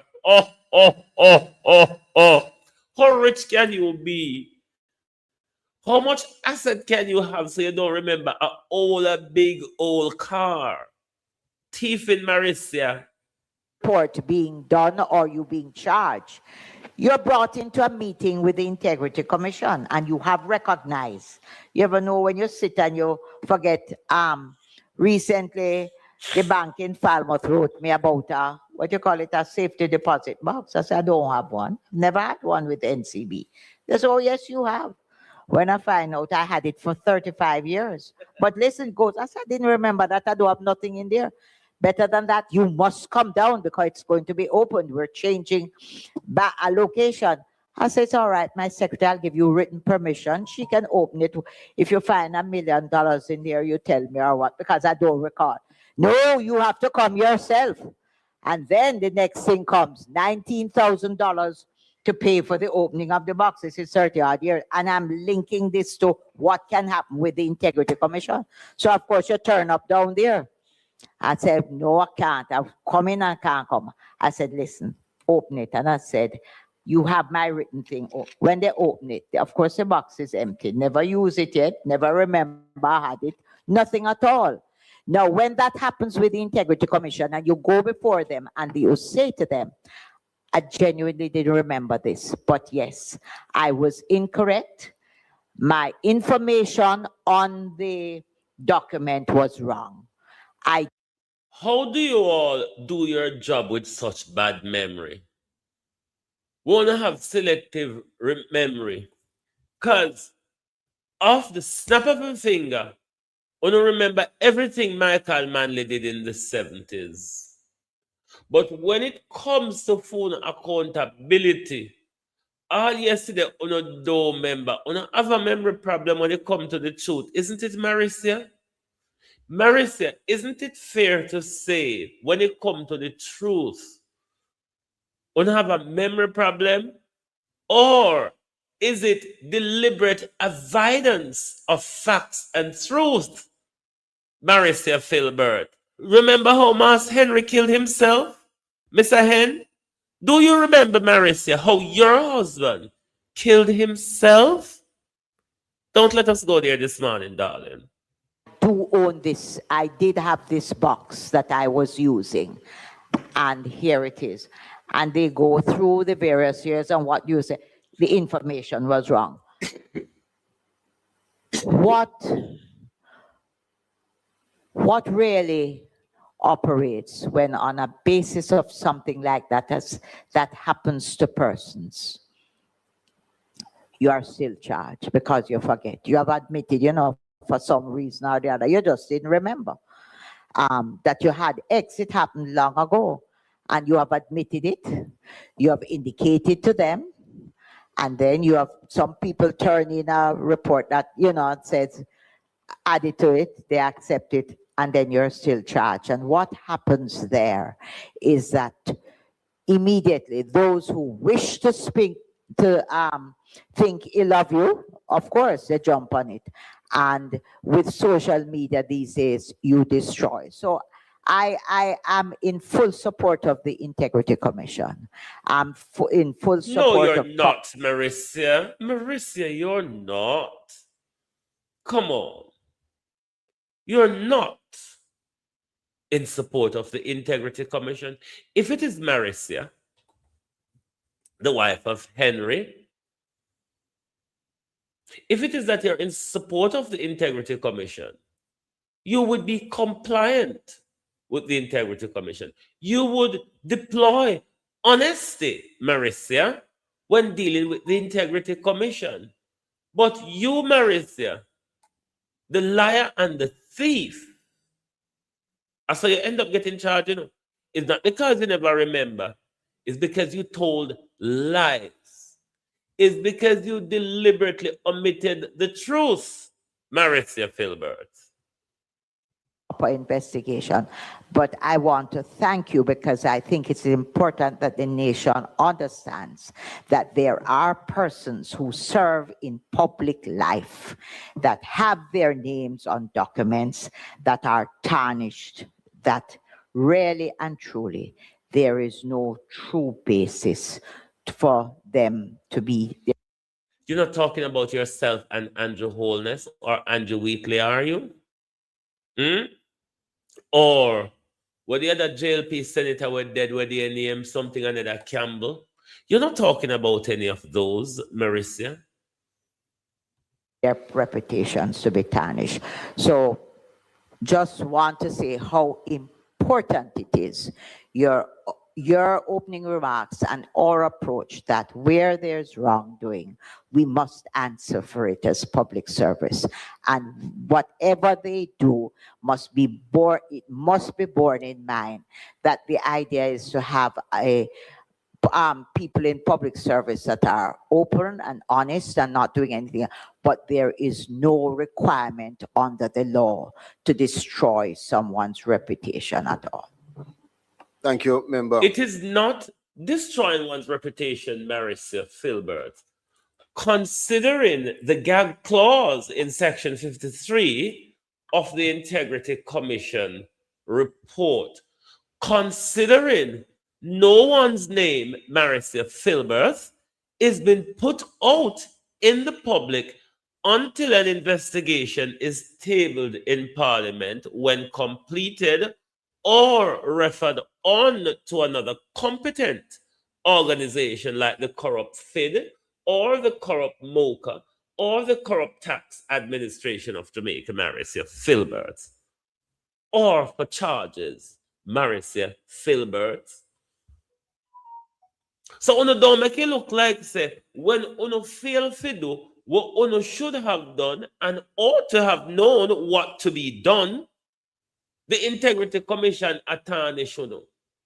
The Integrity Commission is bound to secrecy until the investigation is completed or referred on to another competent agency to carry out further investigation before a name is published and tabled. So stop the lie. Stop telling lie on the Integrity Commission. Like the Integrity Commission is out to destroy. You know. I want a finger on the mouth, Marcia. Marcia, any destruction is caused by a jittery finger and a glued up mouth or on a bad memory in your fumble where you just try to explain. Oh, please, leave the Integrity Commission out of this. Wicked lion thief. Before we go to Member Chuck, just to refer to your comments, I want to draw the attention of the committee to Standing Order 77, subsection 3, that says, unless the House otherwise directs the Standing Orders Committee, and the House Committee shall not, but every other select committee of which we would be a part, shall have the power to send for persons papers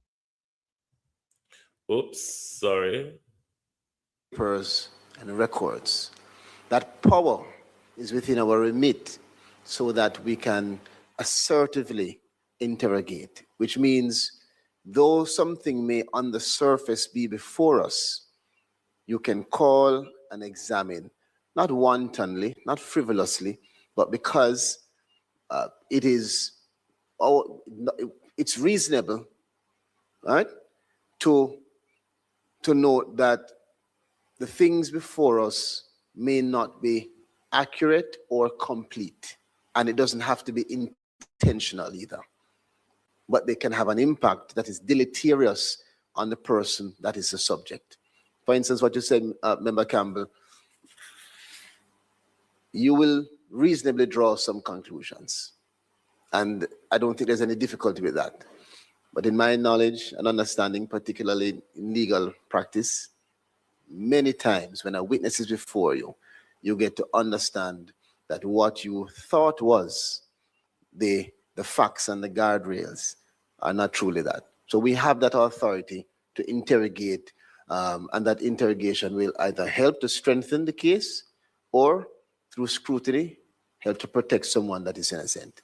The other thing, member, is I want to draw the attention of the committee to the Integrity Act Commission 2017, section 5, subsection 4, where the Integrity Commission, the commission shall, that's how it starts, and for the benefit of the public, the commission in the definition section of the act is and means the Integrity Commission established through the act shall A, subsections 34, subsection 3, and section 36, subsection 4, be ultimately responsible and accountable to Parliament. Not for some matters, but for all matters relating to the function of the commissioner.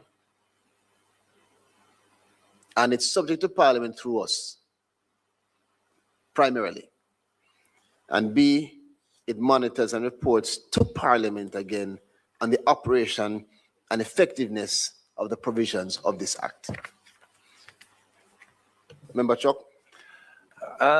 Chairman, I would hope you give me a little leeway to mention a number of operational matters which I want to bring to the IC commissioners and directors in terms of how they go about their work.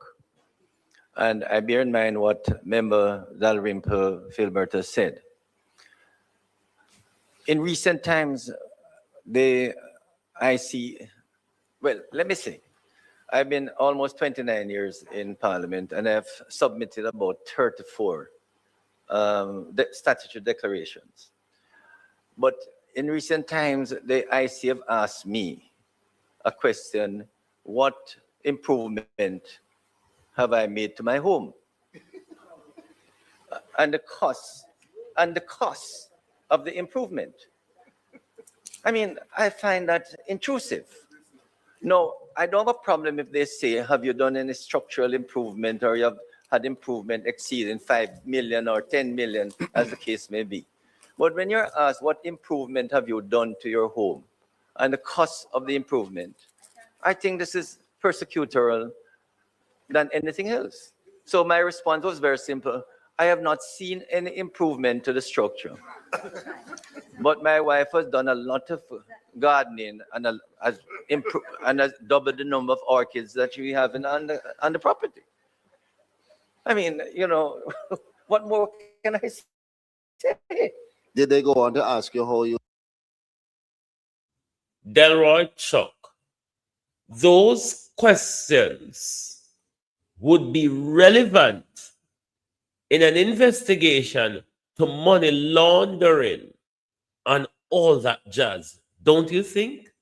As a senior counsel in our country, the Minister of Justice, Legal and Constitutional Affairs, don't you think that would be a relevant question in the IC portfolio when it comes to money laundering, which is something that you all do very much often? We're able to double the number of orchids in your garden. With due respect, and I asked the IC to comment on that when they come here. Is it appropriate to ask what improvement have you done to your home and the cost? No, it would be useful to say, have you improved your property or any property to the tune of 10 million or more, or 5 million or more? And so how did you, come by that funds? But I was worried, Chairman, because I had to ask my wife, did we paint anywhere last? No, because you might paint the house and it costs 2 million. And if you fail to say yes, I could be in trouble. Fortunately, to the best of my wife and my knowledge, no significant improvement had been done to the property. Then, Chairman, it might be useful for us to ask other parliamentarians if they have questions of the IC to bring it to our attention on both sides. Because they've gone to a process now, Chairman, where they, especially new members, they're asking persons, what did you own? Ask about property that they own before they became members of parliament.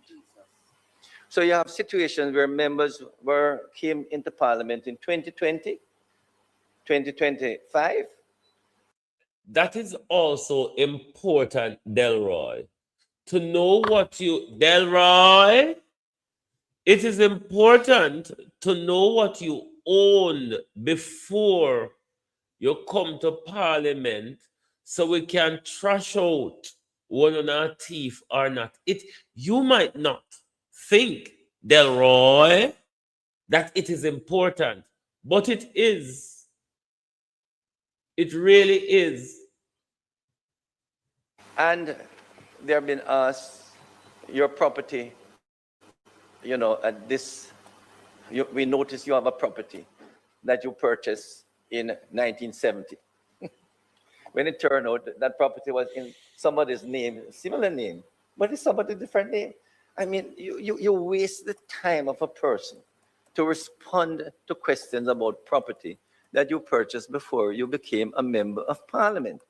And I think, Chairman, that the IC should not be investigating and asking. No, we want to know, Delroy, if it is about hiding assets in the past, and will it be something, will it be a practice that will continue now that you have become a politician?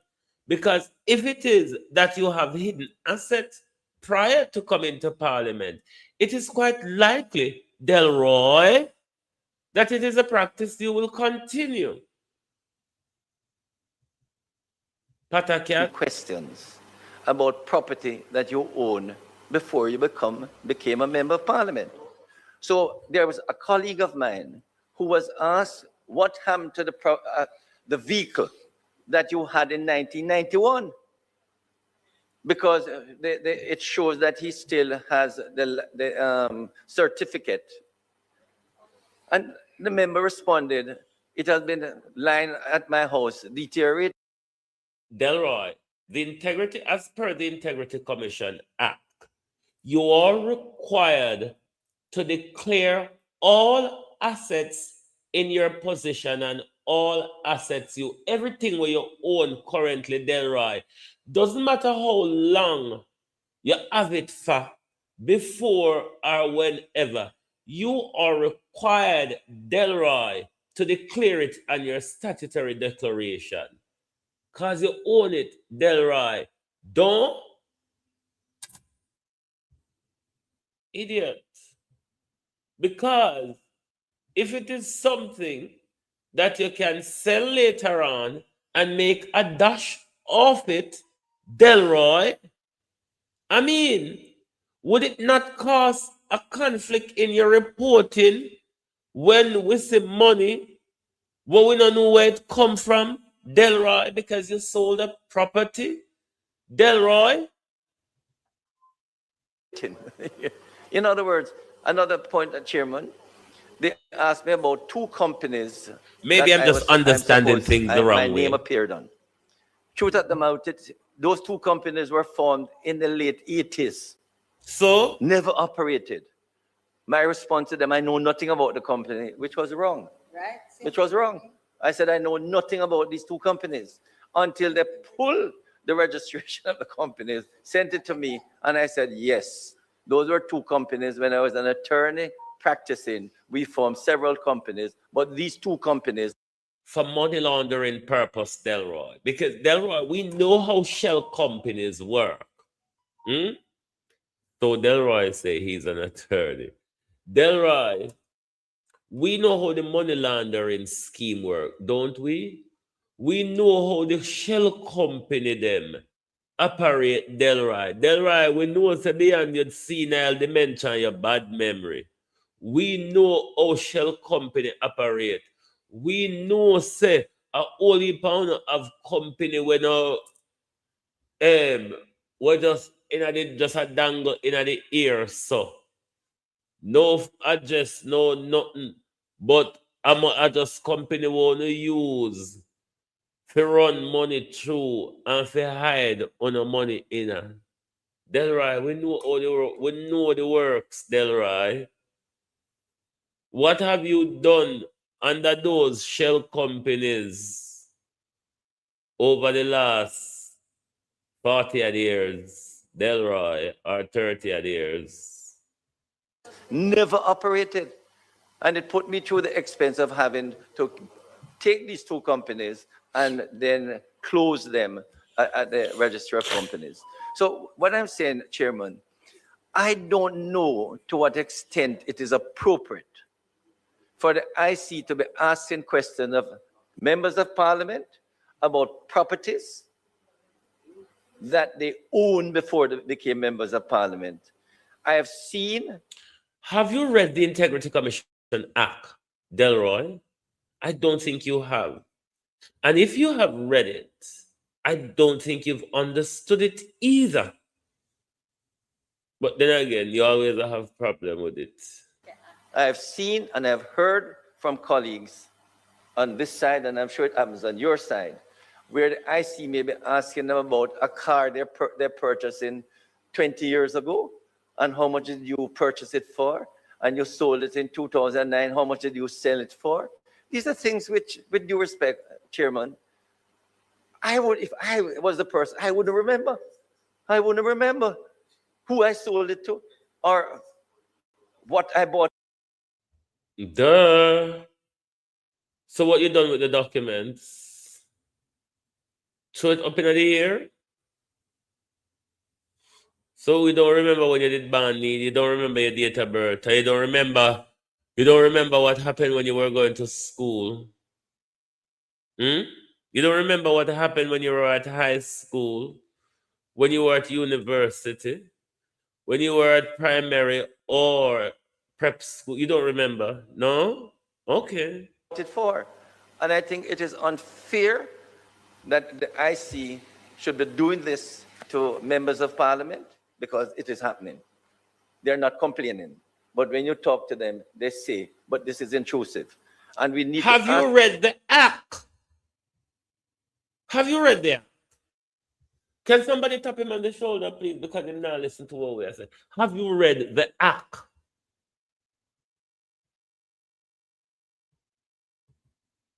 Pardon his age. I see. What is appropriate for you to be asking for members of parliament, anyone, about matters which they would not even, if they search their memory, they search their files, they wouldn't remember, right?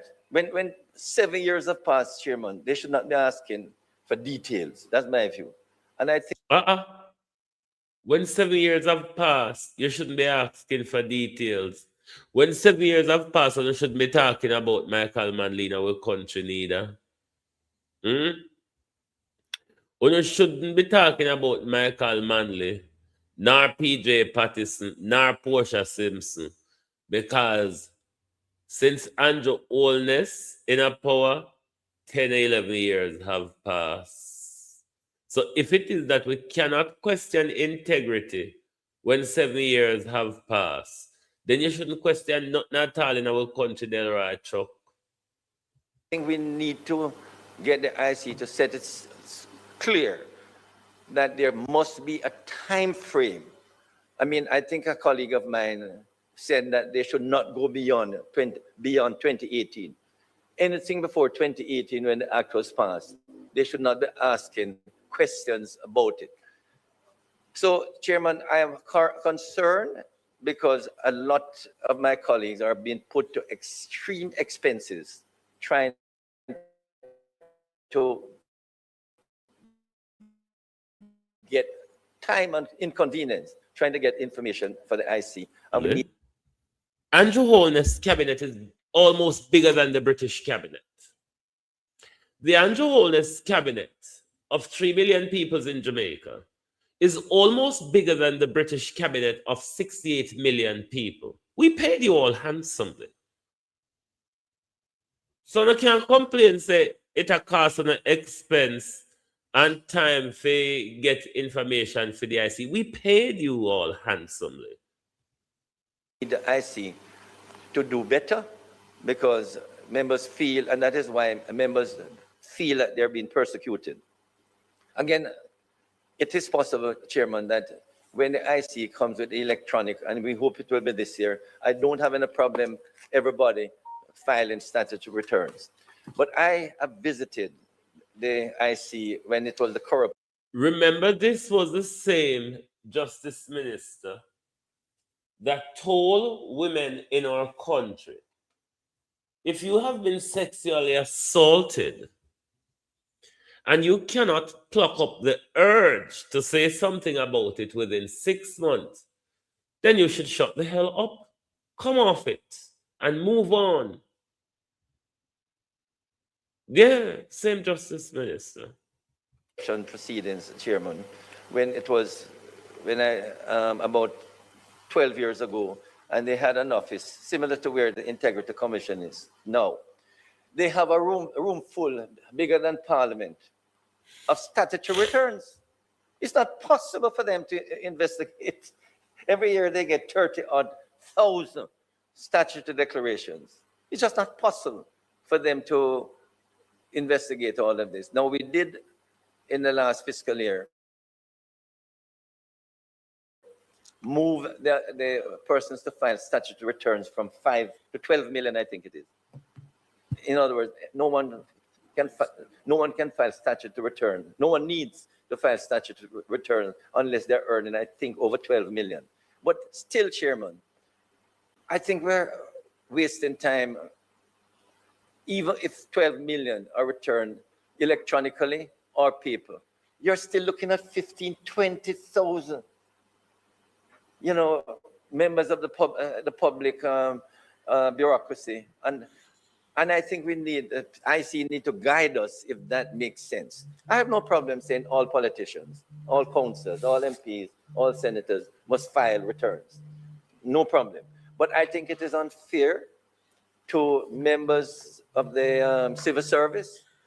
All these civil servants, you're earning good money. Every year you have to file statutory returns. I mean, for what? Let me tell you, Delroy Chuck, why it's important for members of the civil service to file statutory returns. The biggest facilitators of corruption in our country works within the civil service. The biggest facilitators of corruption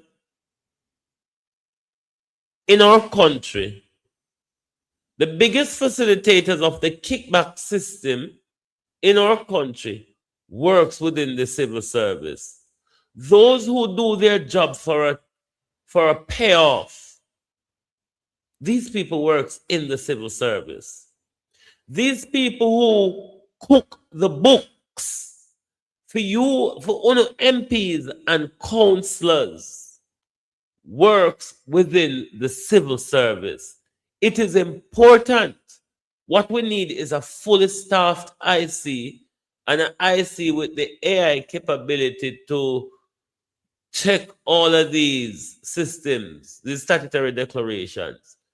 But the people in the civil services are some of the biggest facilitators of crookery. These are the people who help to cook the books for UNO. When UNO thief off for money, these are the people them who, when them are do them job, we the public have to pay them under the counter to do their job, Delroy Chuck. It is important. Bunch of thieves. I just feel we need to, for the IC chairman to succeed, they need to focus properly on allegations maybe, or where they get complaints or they feel that a person or persons or a department have benefited enormously, and you do those investigations. But you cannot go on a net fishing and hope to catch somebody. You need to do more spearfishing. Check out who you want to spearfish. So, Chairman, I want this IC to succeed. Oh, but really? The way it is going about it. Like, seriously, Chuck? It's going to damage people's reputation more than succeeding. Thank you. You're also hung up on your reputations, but not about the wastage of our money. You're all not concerned about your personal enrichment. All I'm not concerned about is reputation. Something we will never come to parliament with. Only one I see to protect what is not there. Like, seriously? Member Marks. Thank you, Mr. Chairman. Just wanted to support what Member Chuck said and ask, and just to share that I did have a conversation with the IC persons when I just came in and trying to understand the process. And I pointed out some of these things because there are too many things that are discretionary, not material enough for us to be spending so much money and time. And they said, that's your job. The Parliament created this act and it's your job to change it, which is why I asked earlier, what do we do in this committee in terms of moving in that direction? So I think when we hear these recommendations, I'd like to know that there's a channel that we move from speaking about it and that it is channeled into the other joint select and that we put it all together as part of the reform process. So we're not just talking in a vacuum. Thank you, Mr. Chair. One day to go hold you and wash your face I just so we can wanted see what talk to respond to Member Chuck's last set of comments in relation to the way the ICE operates. I don't know if it was this committee or the Joint Select Committee, but maybe 2 or 3 years ago they were here and they went through a very detailed review of the statutory deductions, the statutory declarations.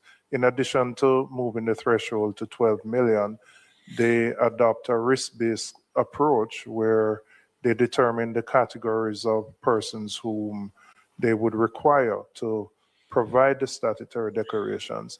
And they did so because of the reason Member Chuck raised. It was physically impossible to analyze and assess properly the thousands of declarations that have come in. And they have also indicated that once the electronic declaration system is implemented, they'll be able to use AI technology to assist in doing some of the analysis. So I'm just saying to be fair to them, they have done a review to reduce the amount of persons who are declaring, and they have also, they're moving to a system which would make it easier once the electronic system is in place to do the assessment. So I don't think it is as broad as Member Chuck has said.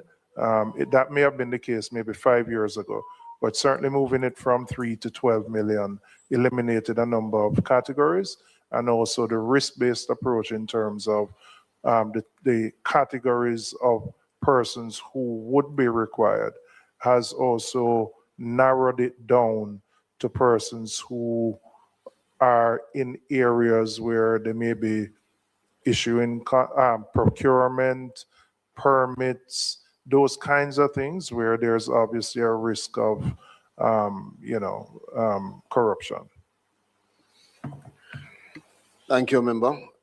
And further to your comments, Member Robinson, that perhaps it would be useful to all of us for the clerk or the relevant support member to provide this committee with some details of those changes in operation of the IC from what used to be the conduct in the past, and what exactly it is that follows now in terms of any amendments to how they approach these issues, the increase from 3 to 12 and other things. That would be useful, I believe, to all members. Also following up on the remarks of Member Marks and Chuck, I believe that's why we are here. And as Member Marks has reiterated, the reality is that we have the responsibility now of requesting explanations from the Commission, of conducting the relevant hearings, of obtaining legal opinions as required, reporting that to the Parliament, ensuring that the necessary changes, whether legislative or otherwise, are implemented, not just to change the IC, but to improve it. And I believe that as a committee, we have to make it clear to the country, because I'm telling you, when people hear, Member Marks, that we're changing it, there is a suspicion to many. And we have to make it clear that this oversight committee is improving the IC, strengthening the IC, enhancing the IC, protecting the people of Jamaica, and whatever change it is that we would recommend is a change for the better.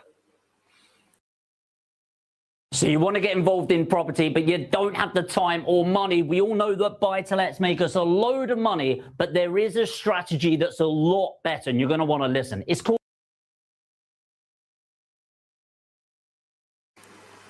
That said, we are now at 8. Or was that 8?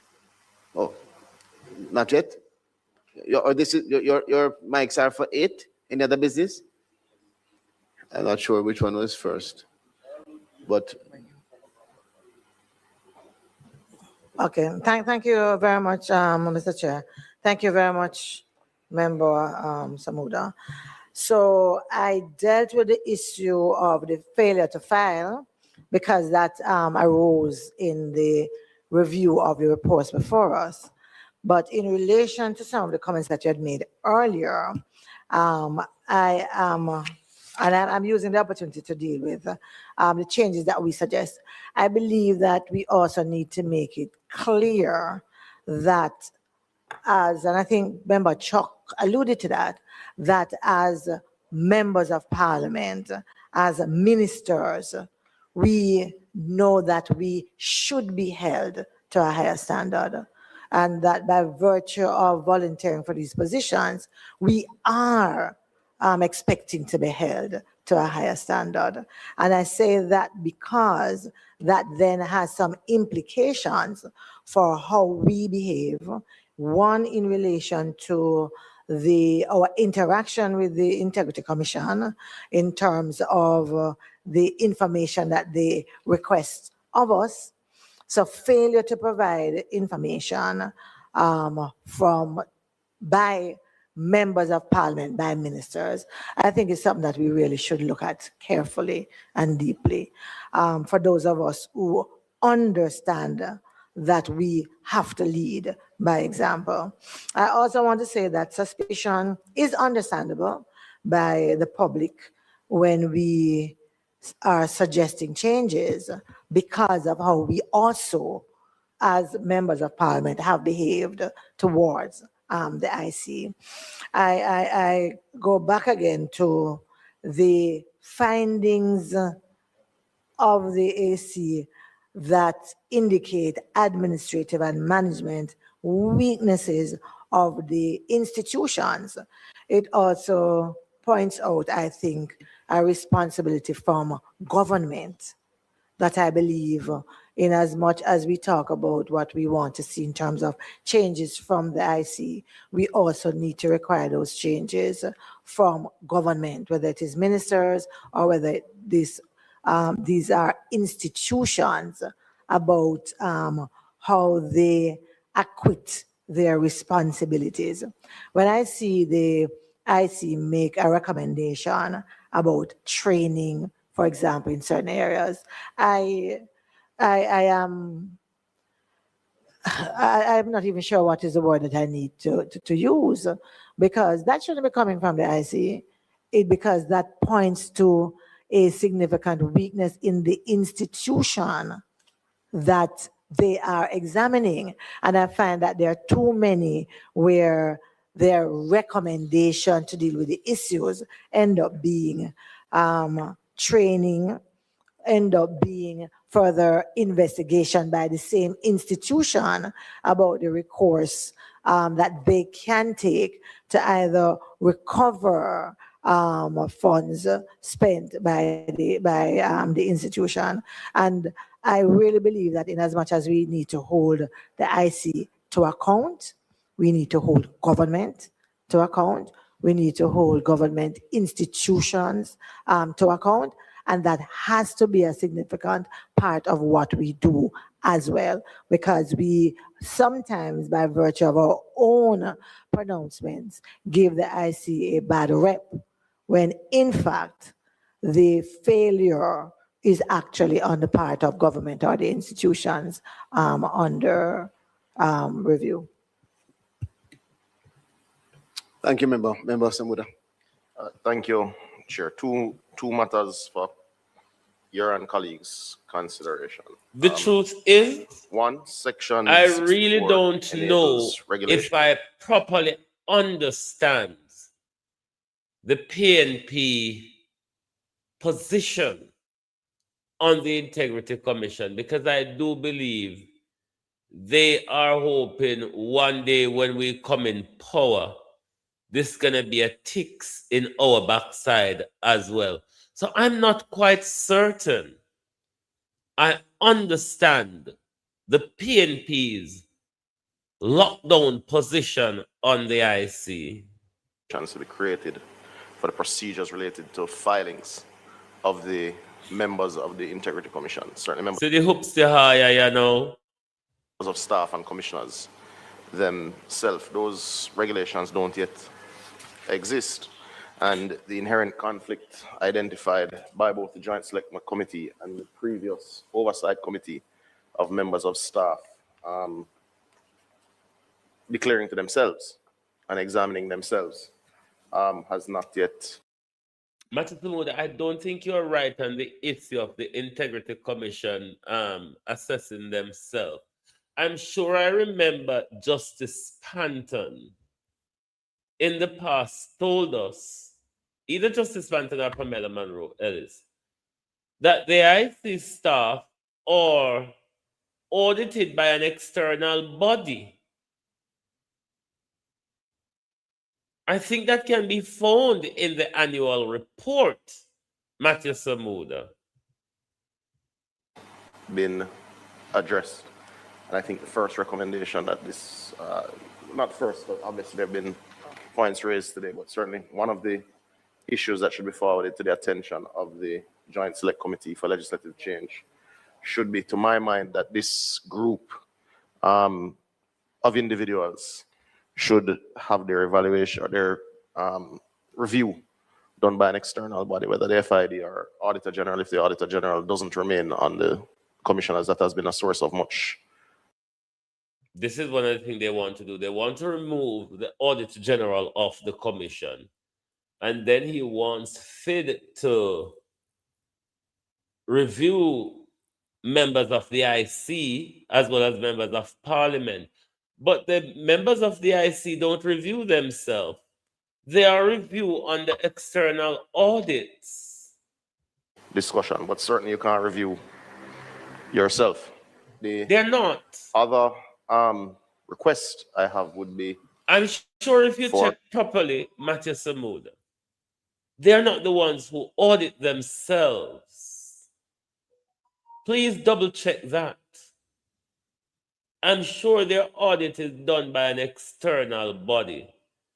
I'm sure you can find that in the Integrity Commission's annual reports. Any research done or available, or if it hasn't been done, that it be done on what the appropriate arrangements are for oversight committees of similar commissions within similar jurisprudence. Meaning you are providing oversight. Not similar jurisprudence. The word you would be looking for is jurisdiction, not jurisprudence. Someone who is providing oversight to you, of you. It's a odd arrangement, certainly feels that way to me, and that has given rise, I think, to members on both sides not wanting to serve on this particular committee. That has given rise to comments made in the past of fear of victimization, whether real or imagined.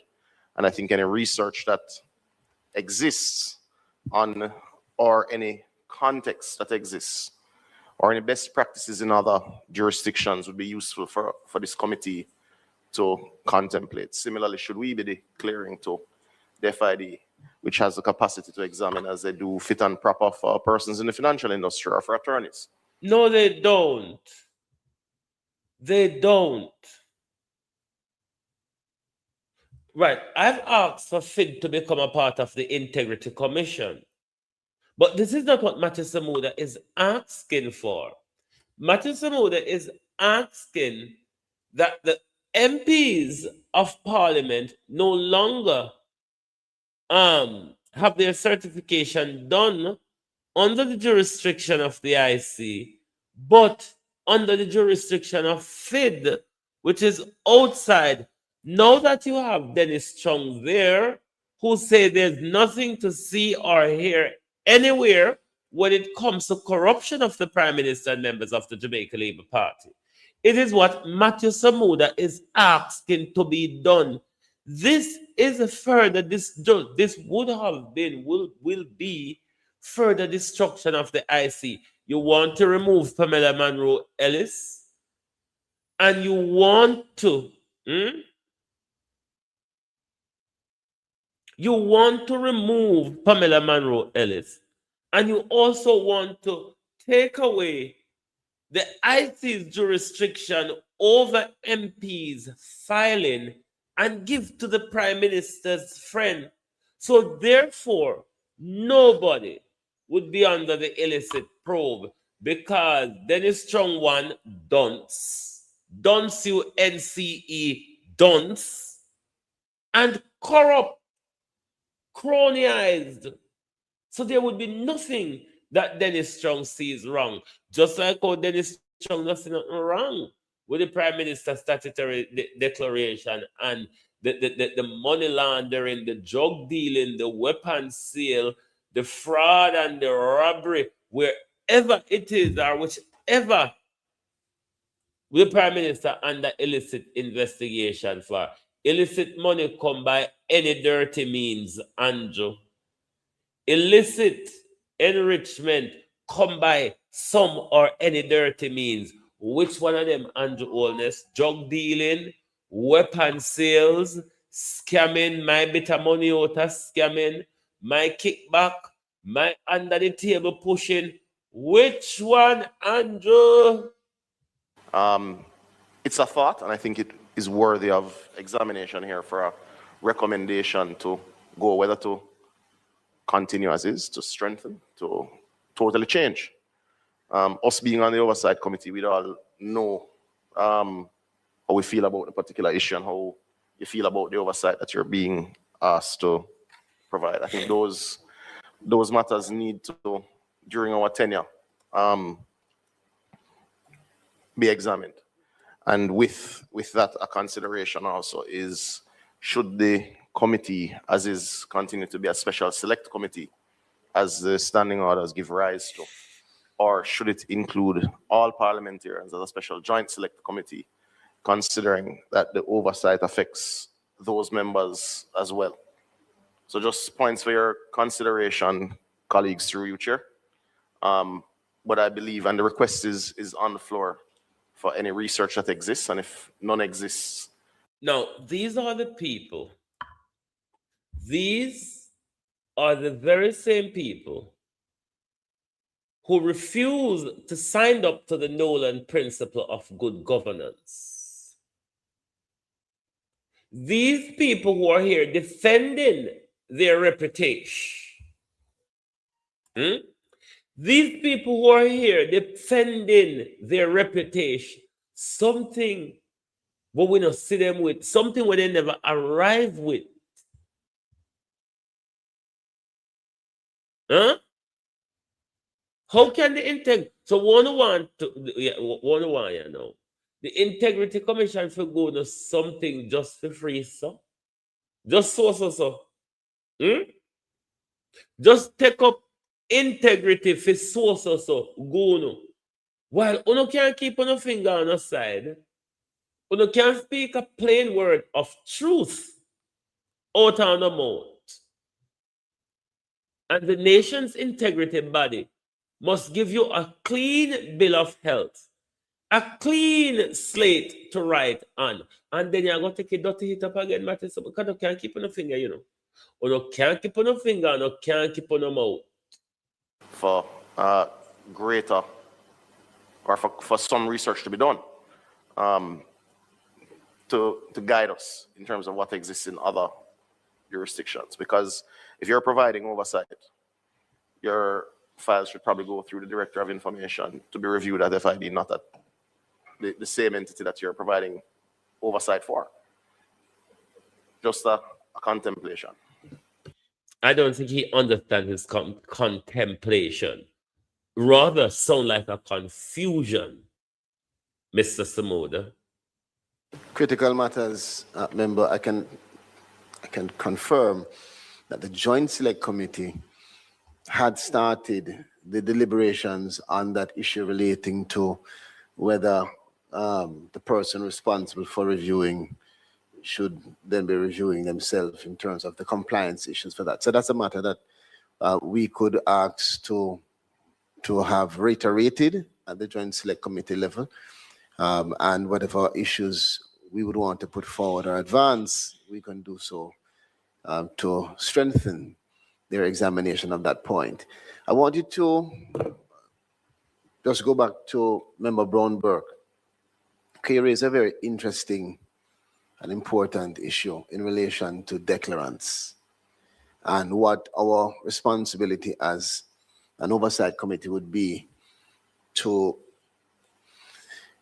examine or in relation to the issue of the responsibility of a declarant. Perhaps it's a matter that we can be guided on, and I'd ask the council's view. But in my estimation, the Oversight Committee does not have the authority to dive into the declarant's activity in that regard. We, however, can encourage. We, however, can speak to whether or not the activity of a declarant is affecting the Commission's ability to effect its mandate. But just for those listening, it would be very important to distinguish between the two.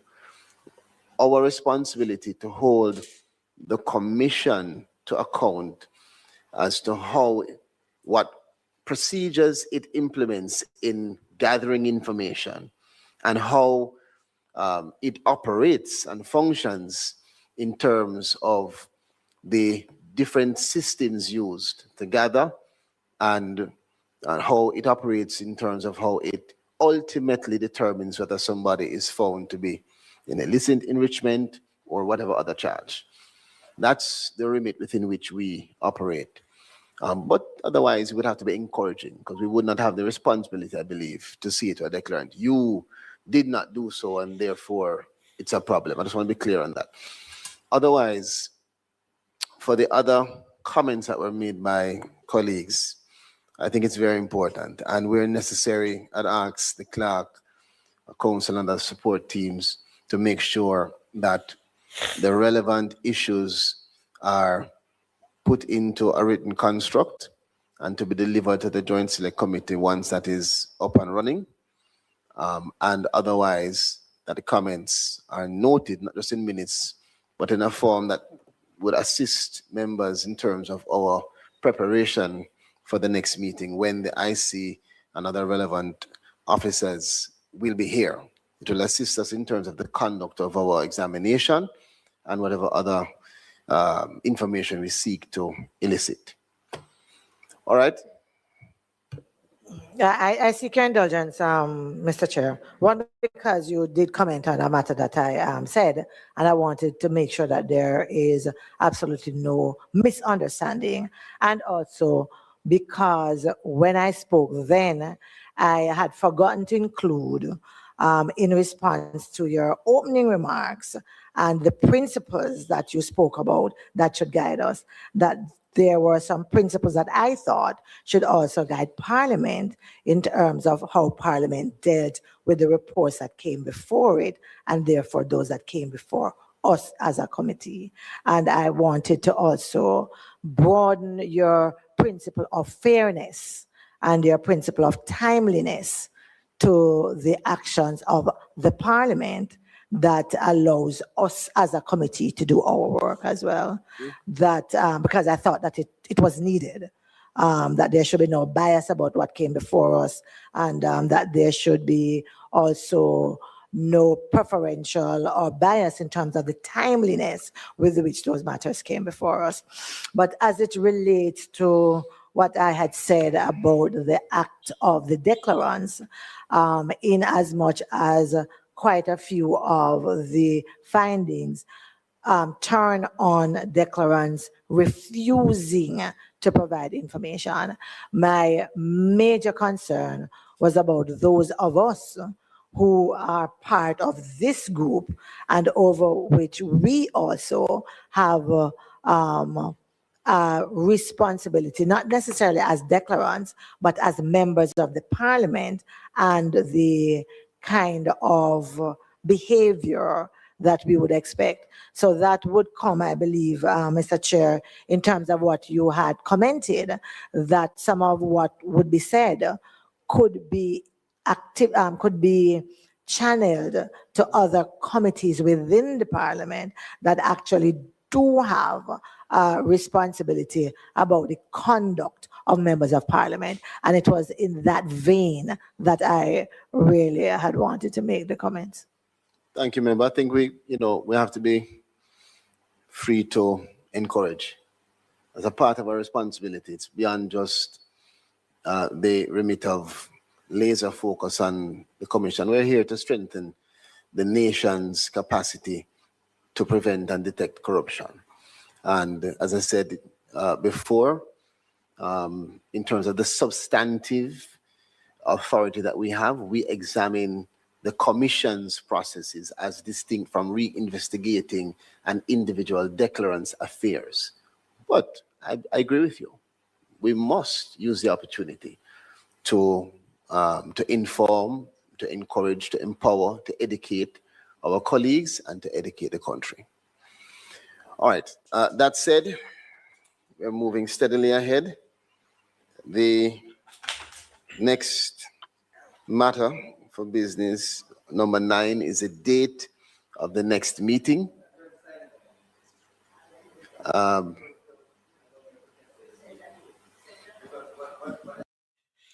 All right, so basically, them finish them brouhaha and them mayors. I do think,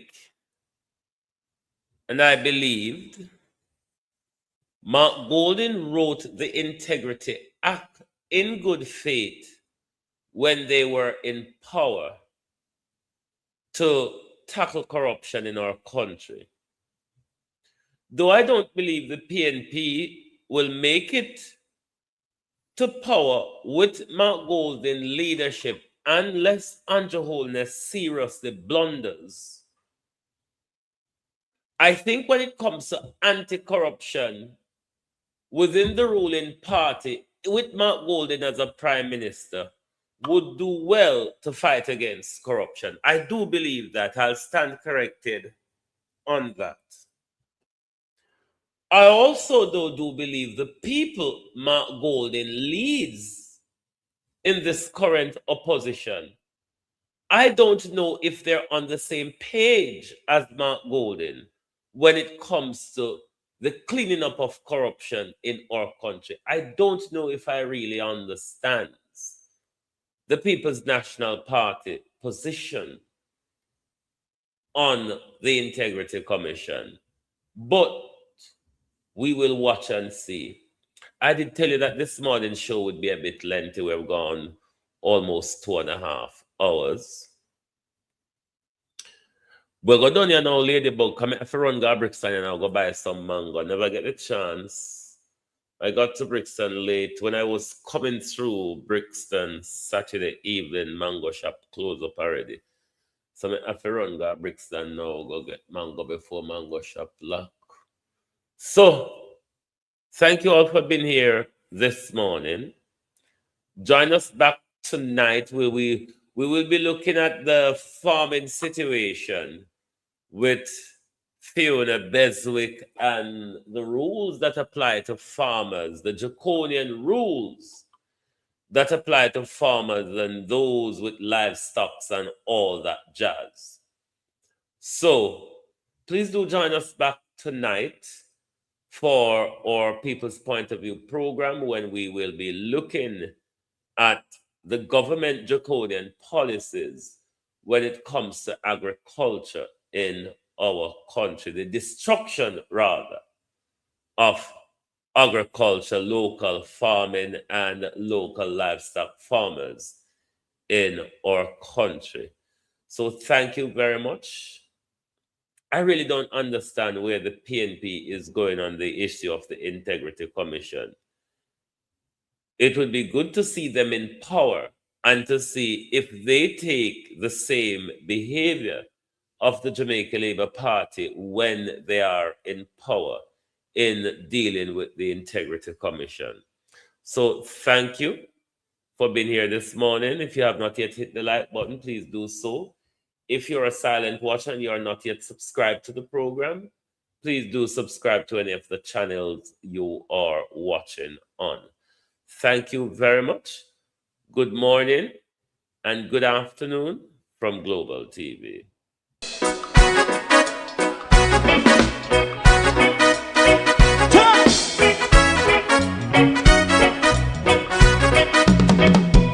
Too long in our little ghetto, run keep going on, less process. Hold on, Abena, is this new news coming up? Let me grab my phone. is this new news coming in? Because I know that he stepped down from the cabinet.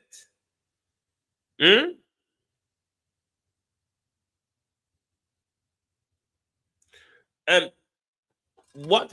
Because I dealt with the question I asked. He resigned. He stepped aside from the shadow cabinet. I don't know if he resigned from the party, because I asked Mark Golden the question this morning earlier on, if Dwayne Vaz stepping aside has anything to do with the Julian Chang's investigation. But I'm not aware of him resigning from the party per se. I'm not aware of that. I haven't seen any reporting of that. However, he has stepped aside from the shadow cabinet in order to focus, they say, on his constituency, which is a bit of a monkey story. When you hear an MP say they step aside to focus on their constituency, that's not something one would want to listen to. So I don't know if there's any new development with him resigning from the party, but he stepped aside from the shadow cabinet to focus on his constituency. That is what I'm aware of. That's the latest reporting I'm seeing. But if there's any latest development, we will see it somewhere today. But let us keep an eye out. If we don't see anything, we'll send it on to us. All right? See you later.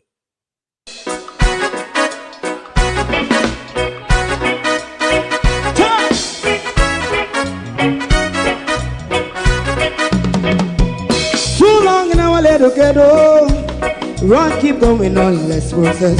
For children of Israel do really love rights.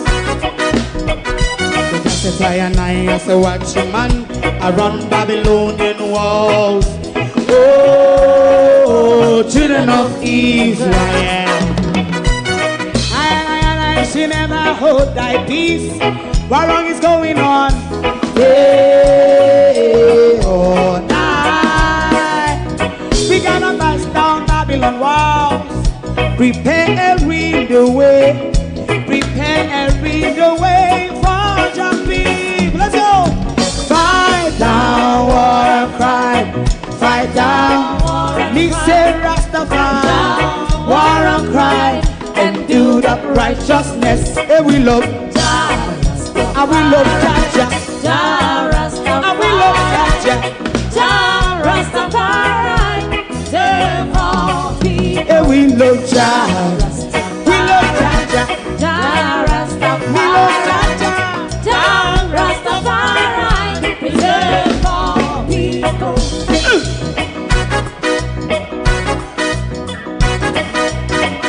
Put time away again.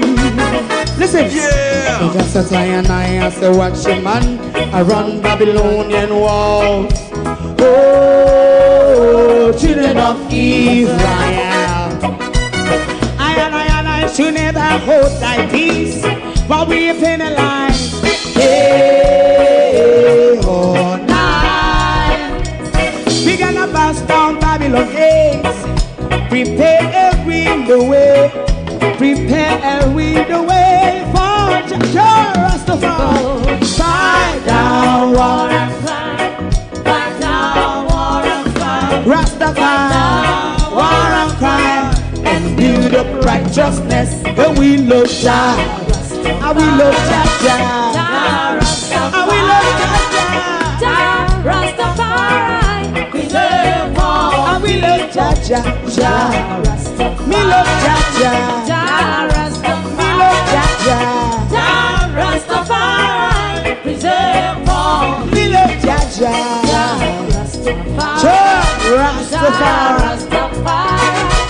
Jah Rastafari. Yeah, the next song is going to be the last song for tonight. And then DJ, oh, thy peace, God of my salvation. Because the mouth of the sinful and wicked is open. Rastafari.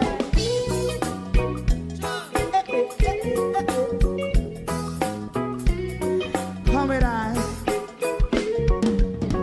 Rastaman throw one stone and it bring a bad feeling to all wicked men. Not a people there.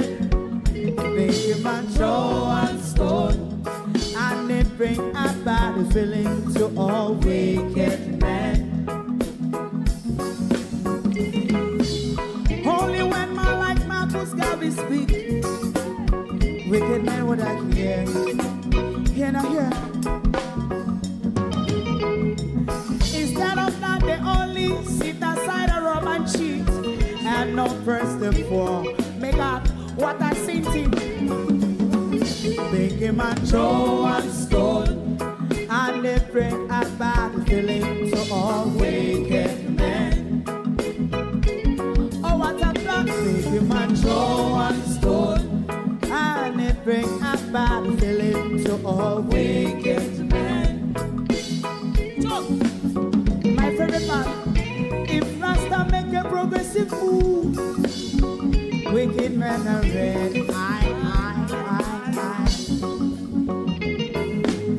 How they want to see, they didn't can sell out Rasta, and sell it out, I sell out Babylon. They give man show and stone, and they bring a bad feeling to all wicked men. They give man show and stone, and they bring a bad feeling to all wicked men. If Rasta make a progressive move, wicked men are red. How they want to see, they can sell out Rasta, I sell out, I sell out Babylon. Yes, stop on the Friday. You might throw a stone, and they bring a bad feeling to all wicked men. Oh, what a plan! You might throw a stone, and they bring a bad feeling to all wicked men.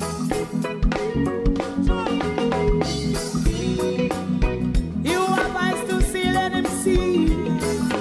You have ears to hear, let them hear. What a prophet must say.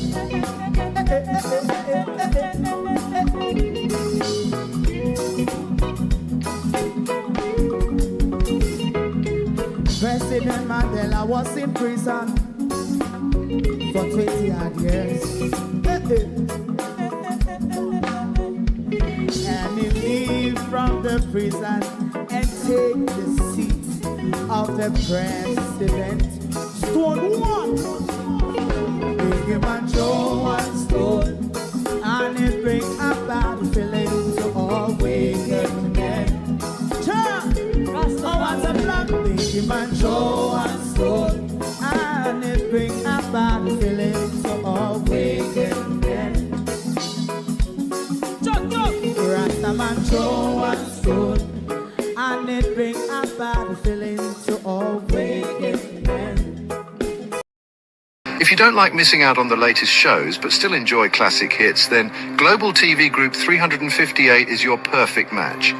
Global TV Group 358 isn't just another channel, it's your ultimate TV experience. From breaking news to binge-worthy dramas and timeless classics, we've got it all. Our unique blend of original content and global favorites means there's something for everyone. And guess what? With GTVG's seamless streaming, you can watch anywhere, anytime. Plus, our interactive features let you be part of the action.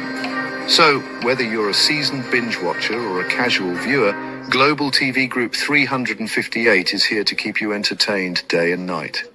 Don't just watch TV, experience it with Global TV Group 358. Subscribe now and never miss a moment.